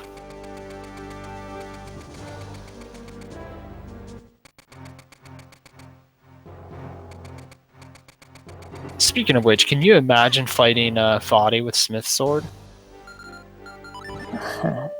There would be like way more cycles, and that would just be more chaotic. It'd be like fighting him on the EU version, where his eyeballs require more than 1 hit. It'd be torture, man. Alright, so this is the Palace of Winds skip. You're supposed to go to the graveyard and then cloud tops and spend like 20 minutes or something messing around up there. Yes. And instead, you can just fuse a Kinstone with this guy, get a shortcut, and then just Ocarina Glitch past these people. Because what's happening is Ocarina Glitch puts you on a different Z coordinate, a different height. So it doesn't actually register there's people in the same height as you are, so you can walk right through them. Yes, that does not skip Palace of Winds. It skips the graveyard and cloud tops. Yeah, I think everybody always calls it Palace of Winds skip because it skips, you know, skips you to Palace of Winds. Or you could just say Palace of Winds early. That works. Yeah, I'm never saying that ever. Well, you're never playing this game again, so. Yep. It's because you guys say stupid stuff like Palace of Winds early. Oh, Kitty got trolled right there. There's 2 P-hats in the way, and then he got knocked off the edge by a P-hat. I've always hated this room. The P-hats are always in the way after you get to the those portals where you can copy yourself. The P-hats are always in the way there as well. Then you have the 2 Alphos jumping at you, trying to get rid of your clones. Yeah. Oh, Kitty. Oh, that was close, Kitty. So Quoooo right there, he lit himself on fire. That was on purpose. The fastest movement in this game is when you're lit on fire like that. So pretty much in that section, we cross our fingers and hope that there's a fire trail nearby, so we can light ourselves on fire and run. Ideally. Unfortunately, Kitty didn't get one, so that puts him just, you know, like maybe a second at most behind Quoooo. And Quoooo got the Rock's Cape fight. It's hands down the sexiest fight in the game, and I'm not biased at all when I say that. Yeah, definitely not biased. Definitely weren't the person who found it. Dude, I came up with like probably 4 different strategies for this fight, so. I'm waiting for the day we use like the lantern for these wizards. I actually have tried to incorporate that into the strategy. One of the strategies I actually came up with was with the lantern. To anybody that doesn't know, the lantern actually instantly kills these guys. If you just have your lantern out and you walk up on top of them, it'll set them on fire and kill them. But the issue with that is the hitbox is kind of weird with the lantern, so a lot of the times you'll just walk into them. And it's not the health issue of walking into them, it's how you bounce off of them. That just wastes time. So the lantern's kind of a weird weapon to use, for one. And it's actually, I've tried to incorporate the lantern into the fight. It's just not faster. Because one, you have to switch to the lantern, and you need the sword anyway. So it's switching to the lantern and then switching back to the sword. And then the lantern time for actually the fight, even though you kill the wizards faster, it messes up the timing so bad. So the strat that we currently have, there needs to be a new one found for the lantern to work correctly, and I could never find a way to kill the wizards fast enough with the lantern to actually incorporate bombs, or like, because the lantern killed everything so quickly, I could never get bombs to work. So I actually tried roll lifting like every single bomb, just so like the time matched up better with the lantern kill, and I just could never get it. Speaking of which, I need to talk to Top about that, because he might be able to do something in the Taz, which he might hate me if he can. He's like past this point. I don't think he wants to come back. Because I mean, yeah, the lantern kills much faster than the sword does. But like I said, you have to do 2 item switches. Yeah, doing extra attacks is usually not good. And the strat already is like pretty fast anyway. Yeah, the only way I could conclude that we could actually speed it up using the lantern, because the lantern kills so much quicker, so we'd have to roll lift like every single bomb just to reduce the amount of time that it takes to blow up. Or at least somehow find a way to pick up every single bomb and throw it to decrease the frames it takes to blow up.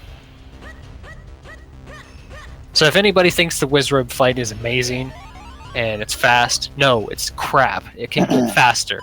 It can get faster. Somebody just needs to spend the time to do it. That used to be what I would do all the time whenever I didn't feel like doing a full run. I would just mess around with the Wizard fight. That's why I have so many different strategies for it. And Quoooo got the first cycle on that air right there. If you run through the spikes and stuff like that, if you just roll through them, you can get to that air gust that it shoots you across. You can get to that before it ends, because the timing of it is meant to like end right as you get there. So if you just run through with the boots or roll through, you can actually make it there in time. Alright, coming up is the Palace of Winds Ocarina glitch. After you kill these ball and chain guys, you have 1 frame to play the ocarina while the little like cutscene of the keys falling down, and you can activate the ocarina glitch with that. So another route that you can do is once you like activate that, you need to first exit the room and re-enter it, so the key will like actually fall down, and then you'll open the door on the left, and then since you have the ocarina glitch activated, you can just like run over the bottom floor, or like you can just run on air. I guess that's a better way of putting it. And that skips like a couple screens with a Moblin fight and other stuff. And that saves like about 20 seconds if you get the ocarina glitch like without too many buffers. Or like without too many attempts, I should say. Some people try like pausing it and then have like some weird like timing way of doing it, but there's nothing like really too consistent. Say Quoooo didn't even try for it, which I honestly I think people should. It saves 30 seconds, I believe. Well, if you get it. 30 if you don't like try to like pause or anything. Yeah, yeah. Or if you don't like play the ocarina like 3 times. No, that's what I mean. If you land it, it saves like 30 seconds. So I think you should try it. I mean, if you miss it, you lose a little bit of time. If you get it, you gain a giant chunk. So it's definitely worth it. Quoooo didn't even try. Kitty went for it, but he hit his ocarina a little too soon. And another thing to point out too is not only does it save time, it also saves bombs. So like for example, Kitty had 2 bombs. If he would have used both of them on that fight right there, which most people do, most people bomb both the Wizrobes. Eventually he'd come to a room where he needs bombs, so he'd have to actually go out of his way to pick up bombs before he could complete the room. So not only is the ocarina glitch there a time saver just by itself, it also saves you 2 bombs, which is actually a really good thing to save. Yeah, bombs get quite scarce throughout the end game.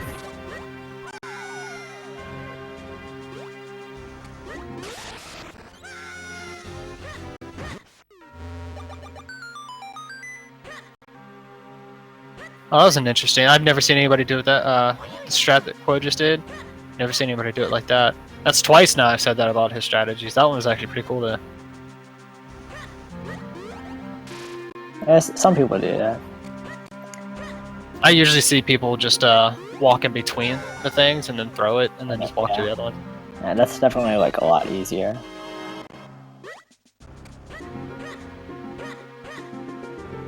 We got to see Kitty just a second ago kill the red Dark Nut, which is just the silliest of fights.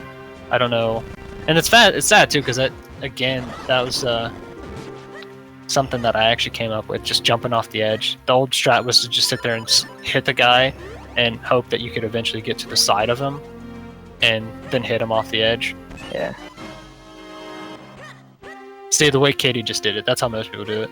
They just drop in between them. Yeah, it's definitely like safer, but it is a bit slower.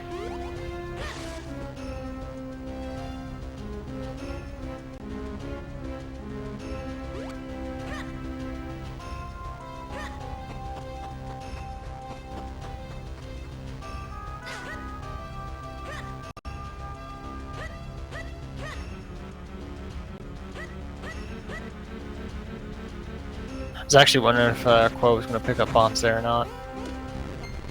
Because unless I'm misremembering, he doesn't need bombs anymore except for the Dark Hyrule Castle cannon skip. Yeah, there's only one bomb left that you really need. So I was thinking he might actually just not waste his time picking that up. I mean, the cannon skip saves more time than it costs him to pick up those bombs, but I was just kind of curious if he'd go for it or not. Yeah, it's definitely not an easy strat. Looks like Kitty got a shell. Yeah, poor Kitty, man. He's already behind, and he loses a little bit of time having to pick up the mysterious shell.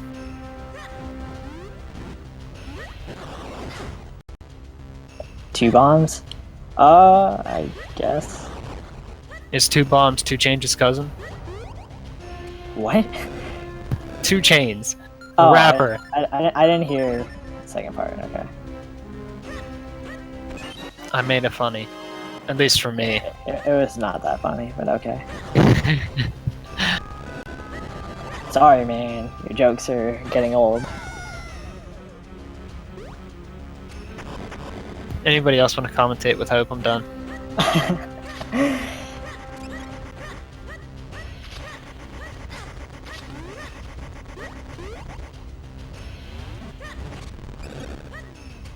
So now we got the Georg fight, which is my favorite fight in the entire game. I think it's the best one overall.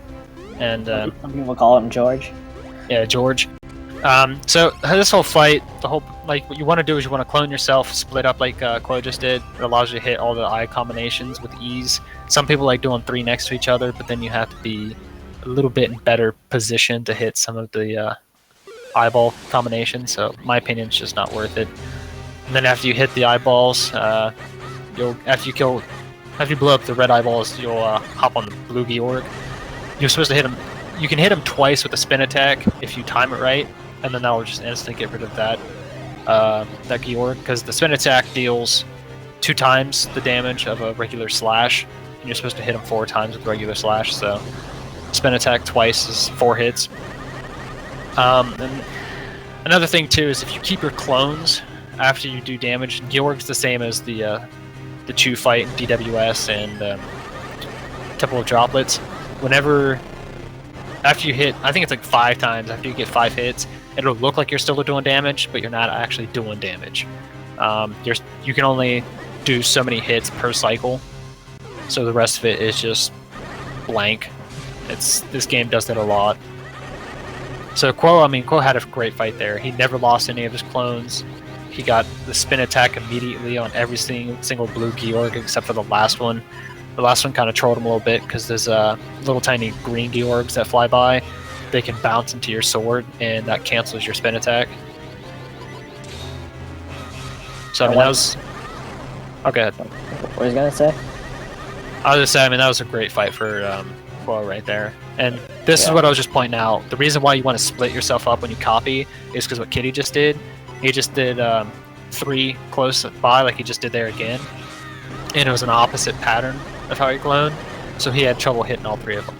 If you split one of your clones off, or if you have your clones together and you're split off from the clones, it's the easiest way to hit every single eyeball formation. It takes just like an extra step or 2 to get to the other clone portal, and it guarantees you that you will have no issues hitting any of the patterns that it does. I was just gonna add that it's also possible to hit all 3 eyes without getting any clones, but it's very precise. Yeah, because how Link attacks, how he sweeps the sword across him, it has to be in that pattern. If it's the opposite of the pattern, it won't work. So it has to be in the pattern of how Link attacks, and that changes depending on how the red Georg is facing, because his face can be to the right or up. so that changes the pattern because of that. And not only is it the pattern has to be precise, you also have to be standing on like a 4-frame or a 4-pixel window or something like that. That's just like 4 pixels you're gonna be standing on. That actually makes it work. Mm-hmm. And then something like, I think Tompa was telling me, it's something like a 5 to 6 frame window for like hitting all 3 eyes. Otherwise, it won't like register. Yeah, it's never worth it unless after you hit, because I mean, like I said, the ideal fight is you don't lose your clones. So you want to copy yourself on the first one no matter what. You don't want to just be standing there waiting to see if it's going to give you that lucky pattern. You're just going to copy yourself. And then if you play it right, you're not going to get hit, so you're still going to have your clones. The only reason you would do it is if you already destroyed the first set of... If you already hit the first set of eyes, he closes them, you lose your clones, and then he opens it up in that exact pattern. It's faster to just not clone yourself and go for it. Yeah, definitely.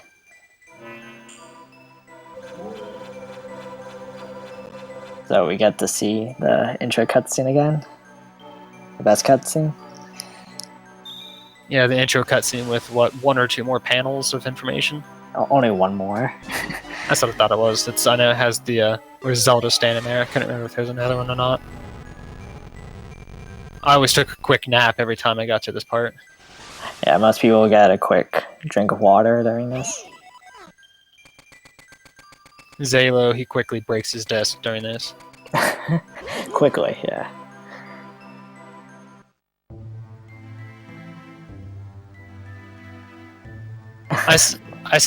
I will never not complain about this game. Body knocks you out multiple times while in his Minish form, his human-looking form.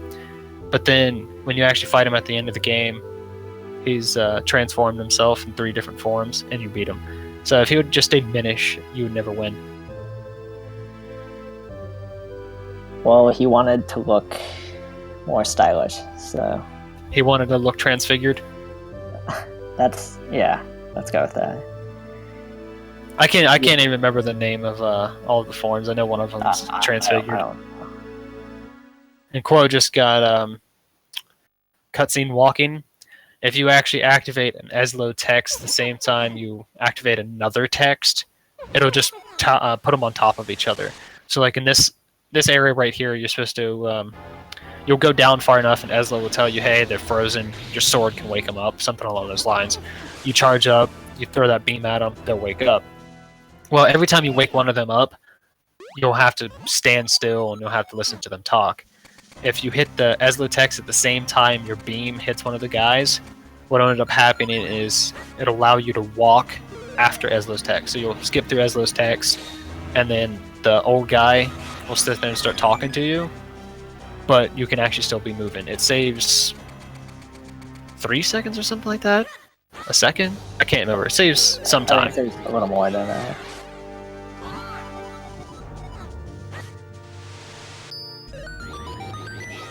And Quoooo bonked. You can actually get past that corner without bonking. There is an actual setup. I think Quoooo actually found the setup. Yeah, he came up with like a setup for that. He also came up with like a setup for the one before Fortress of Winds. That like section where you can just like barely boots your way into the entrance. Yeah. The problem is like it's kind of hard to actually do the setup for that area that he just did, considering the fact that it requires you to be standing in a precise spot. So it kind of wastes time to actually set up for it. And it looks like he missed the bomb strat for the cannons. So if you time it right and you get to the area quick enough, you can actually toss a bomb and then sword attack the ones on the right. Your bomb will blow up at the same time your sword attack hits, because those cannons shoot cannonballs on a certain intervals. So the timing is perfect when you enter that room to throw a bomb and then attack it with your sword, and it'll knock all 4 cannonballs back, kill the cannons a lot quicker than actually copying yourself, and then it also skips an Eslo text, which we all love skipping Eslo text. Yeah.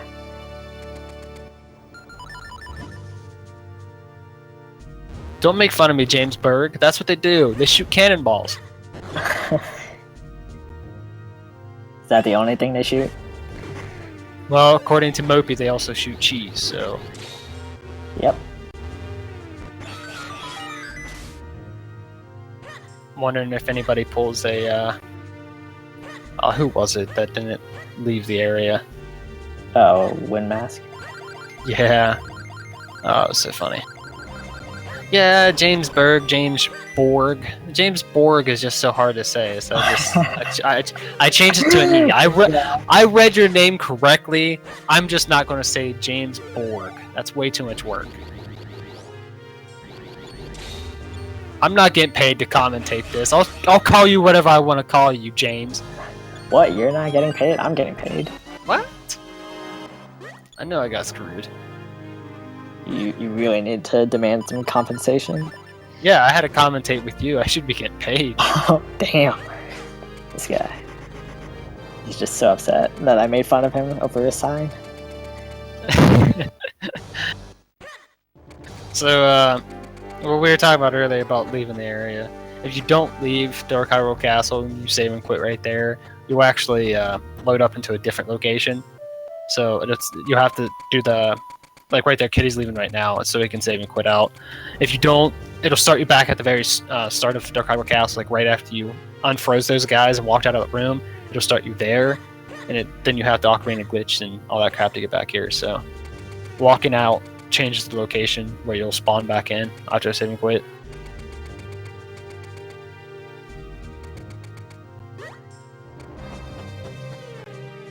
Oh, I like that. See that? According to mythical commentators, off a cup, dude. Heck yeah, dude, a cup of ramen costs about 10 cents. So I mean, that's about a free cup of ramen.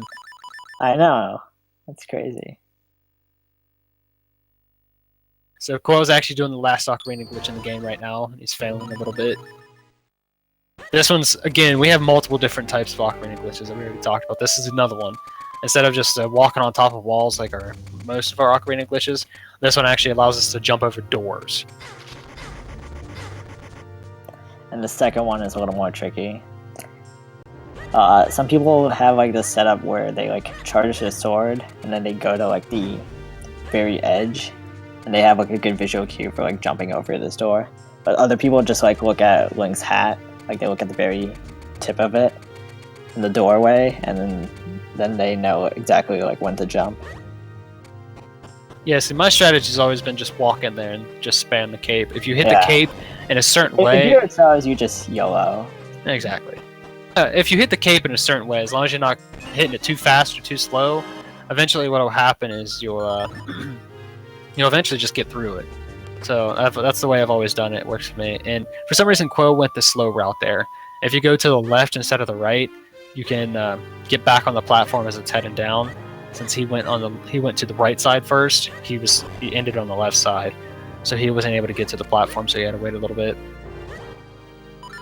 And Quoooo just got the Dark Nut fight there. If you hit that guy at a certain angle, it'll push him back into the doorway, and he'll be stun locked for a little bit, so he can't do anything. That gives you enough time to hit him again, push him into the door, and stun lock him again. So you can infinitely just stun lock him into the door and kill him.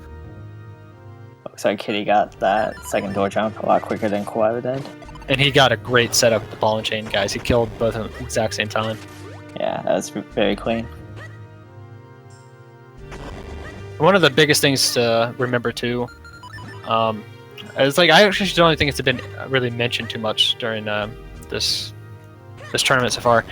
If you notice, like every time they enter a room, they roll. The reason why is because the Ocarina glitch is still active, so they can't hit those enemies. They're on a different level than they actually are. Same with like that room that Kitty just finished up. He has to roll. If not, he can't actually hit the Rock's Cape. So the Ocarina glitch... You can't use your items if you don't roll. Yeah, the Ocarina glitch does have a few negatives to it, but most of it's positive. And Quoooo is getting assaulted by these ghosts right now. He got lucky. Those ghosts are usually pretty bad, because usually what happens if you get grabbed by one of them, they will seriously put themselves in a line. So you'll jump out, land in the next ghost, jump out, land in the next ghost, jump out, land in the next ghost.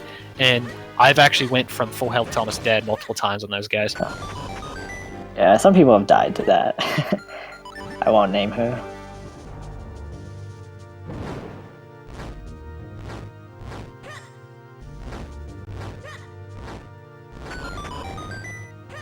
So now that we got all 4 keys, the only reason for getting those keys is just to remove those 4 blocks that were locked, and then that allows us to push this giant block over, so we can actually get up the stairs. Is the big key. This is another thing, man. I wish we could Ocarina glitch too. It'd save so much time.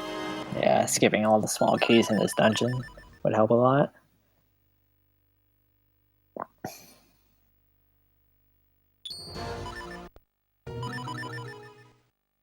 So now Quoooo is approaching like this little mini gauntlet for body. In this first room there's a ball and chain guy, but you can just jump over him. Which is kind of silly. Oh, looks like he got hit by him twice. That's not Or good. don't jump over him. Never seen anybody do that before. Quoo's got his own style, apparently. Yo, new strats. Then you have all these, what are these guys called? Keatons? Yeah, Keatons. Yeah, Keatons. And then they're not a problem. But then we get this room, the triple dark knight room.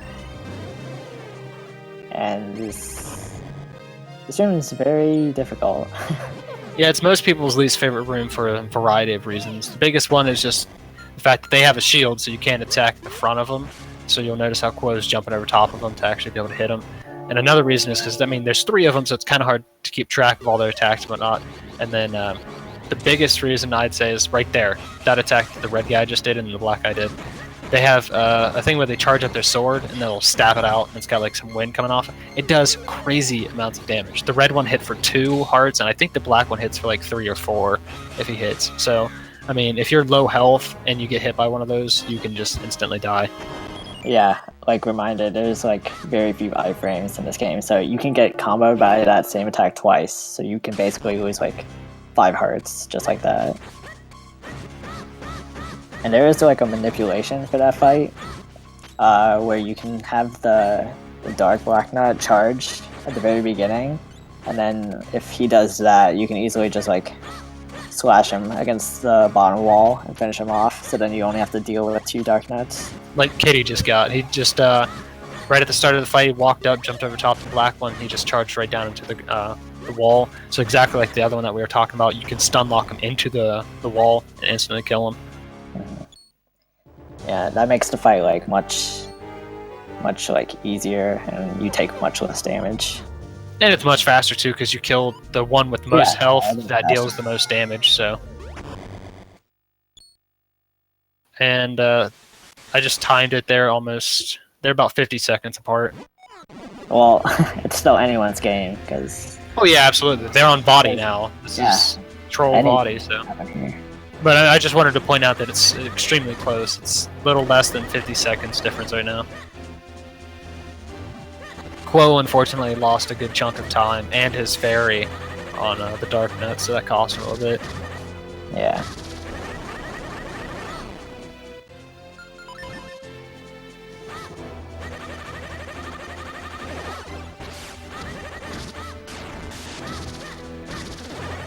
I wonder if he actually will pick up a... Oh wait, no, he healed with that fairy in the bottom right, didn't he? With the fairy, yeah. Alright, hopefully he doesn't take a whole lot of damage then, because if he does, he's pretty much forced to pick up the fairy for body 3. And that'll lose like a few seconds, but like considering how close this race is, he probably does not want to get that. Okay, apparently there's a spider right next to me, stupid. I looked over and there's a spider dangling right in front of my face, so I touched him. Usually when you touch spiders when they're just hanging from their web, they'll crawl up. He crawled all the way down, hit my desk, then crawled up. Amazing. Alright, so Quoo's already getting trolled by Body 2. That purple stuff that he shoots out, it's usually not that big of a deal, but sometimes it can hit you while you have clones or while you're cloning. If you get hit while you're got a full charge sword, it will you'll lose your charge and stuff like that. So you don't ever want to get hit while you're trying to charge up. Yeah.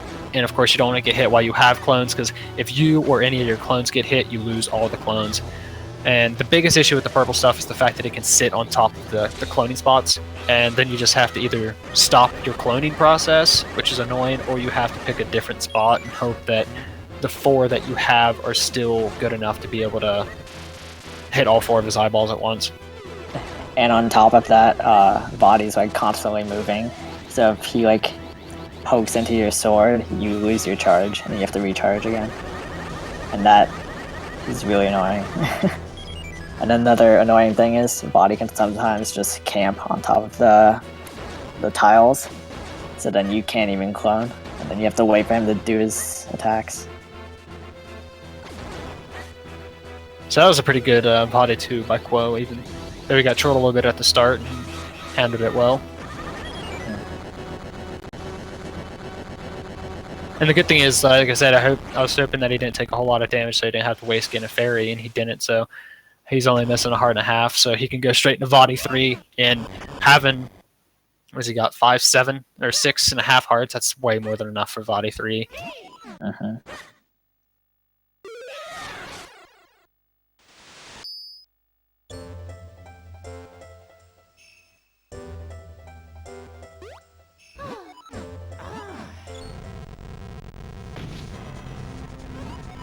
So it looks like both of these runs are going to be sub 2.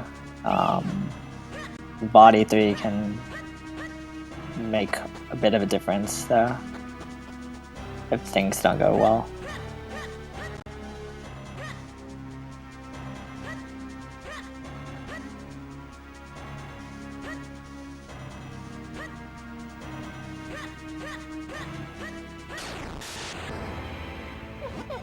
So body control every single phase. Body 3 is the least one to worry about, but he can still be a pain. Right here, essentially what you want him to do is right there what he did, where he plunges his hand down into the ground. He can either do that, or he can do that swipe that he's just getting ready to do. Plus, he can sit on top of his arms. I've actually had him block his own arms before with his body. There's not a whole lot you can do in that situation. You're just, pretty much just curse at Body and hope that he eventually moves, or you can actually get out of Minish form and hit him with your cane. I think that still moves him around. Or you can actually that doesn't work on Body 3. That only works on Body 2. The only other way to really get him to move then is just to actually move your own body and he'll follow you. So it's just you walking away from the arm and then back to it. And this is the only other place where we actually use the lantern other than lighting the torches and Octo, is just to be able to see in this room. Yeah, it's totally not required though. Absolutely not. I mean, you can just eventually just walk around and find it. So that was a really good arms section by Quoooo. Now there's an RNG manipulation here. If you're standing your real body, not your clones, your real body is standing so close to Body, instead of him doing a lightning ball attack, he'll do that blue ball attack, and that's what you want. That's like Aghanim from Link to the Past. I think that's his name, right? Aghanim? Yeah, Aghanim. The lining up these knockbacks it's really pain, because sometimes it'll look like you're perfectly lined up and it just, one of the balls goes like to the left or right. Other times, it's just, sometimes I'll see people lined up and it's like, oh, they're not even close, and it'll still hit. Quoooo gets a 157.47. It's a great time. And Kitty's right behind him too. He just got his second hit on Body. He got a 157.50 on SRL.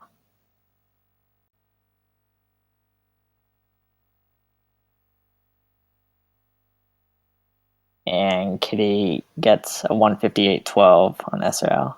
So both of these guys PV'd, actually. Yeah, I mean, look at that. According to their timers, that was a 20-second difference. That's insanely close. That's pretty insane. They stayed close the entire time, and then they both PV'd.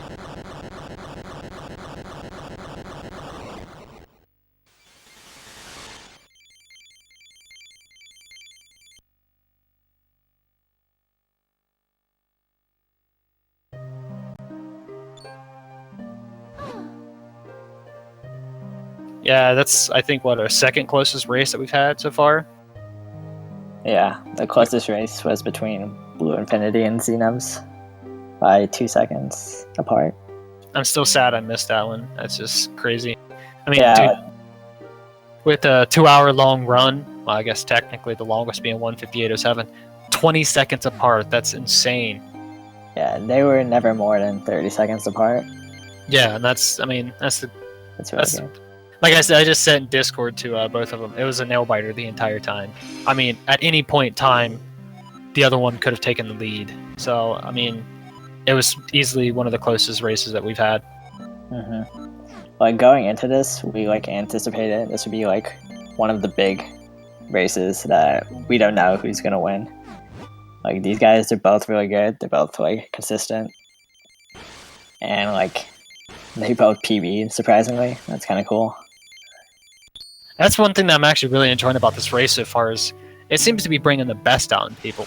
I know most of these guys have been running this game for a while, and it just seems like everybody's just PBing every single race. So, I mean, it's just been terrific. The fact that this tournament has been bringing out, there's been a bunch of PBs this tournament already. Usually, like you would think, like people would crack under pressure, but like some people just like play way better, and they improve. It's pretty awesome. Quoooo just said, I hope our commentary is on point because it's going on the leaderboards. We're gonna have to sabotage that video. Oh, man. Gotta mute the bot.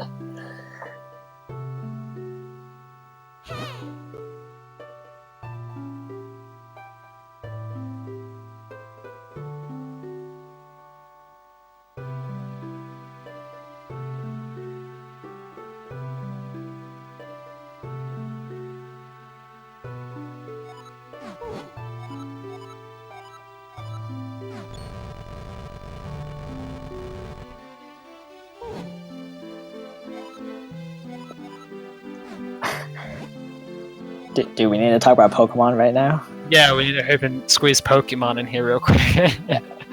Dude, does anybody else like Pokemon? See, I'm okay with Pokemon as a casual game, but as a speedrun, ugh. I'll never understand how it's so popular either. That's what gets me the most. Is it's one of the most popular speedrun games that there is. Maybe because it's a good speed game.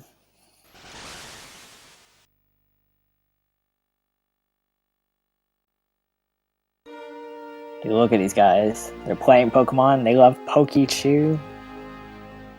The hottest thing in town. Alright, so what's our next race going to be? Our next race, let me check. Looks like it's going to be Wilzo versus PPL on Saturday. Yeah, at 4 p.m. Eastern. There might be one before that because this race has actually held us up a little bit, so we're a little bit behind schedule because of Quoooo and Kitty. Now that we got this done, we have Toads versus Quoooo coming up sometime soon. Yeah, that might be scheduled sometime later this week, maybe. And Ijwal versus Kitty. So, I mean, we have some races available now, and then after those two, we got more races. So, now that we got that race out of the way, there's a good chance that our next race is probably going to be before Saturday. Depends on everybody's schedule, though, but I imagine we'll have a race before Saturday. Yeah. There's going to be a lot more close races, I'm sure.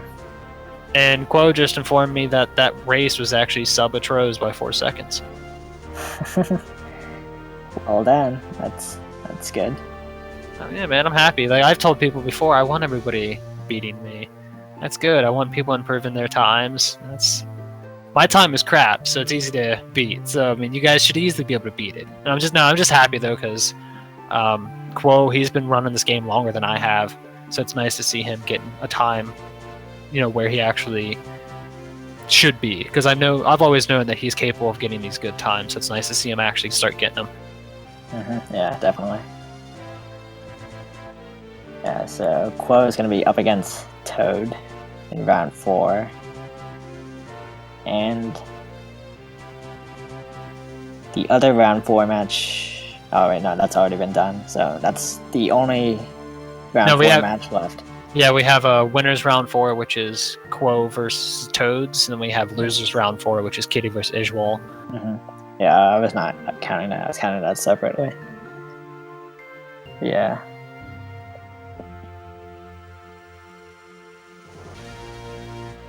Yeah, and then winner of Kitty versus Ijwal faces against the Wind Mask in round 5.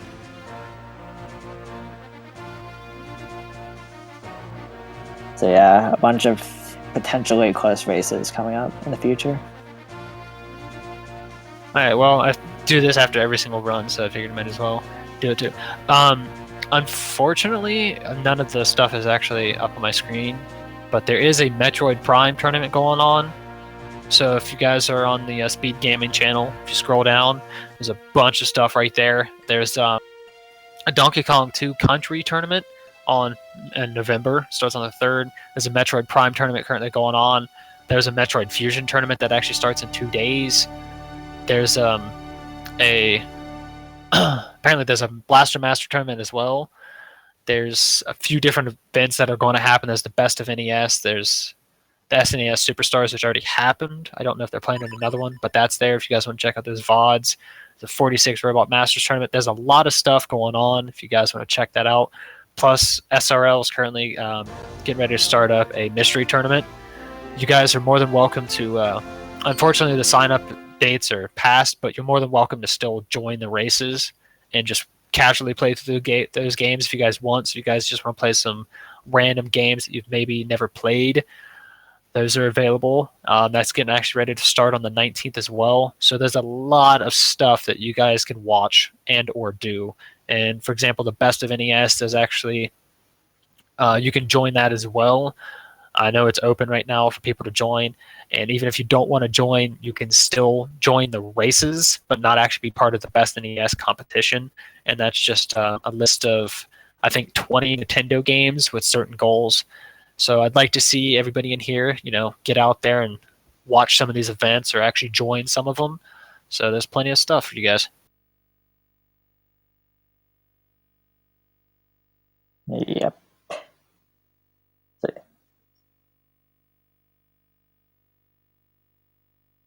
Oh, thank you. Yeah, thanks.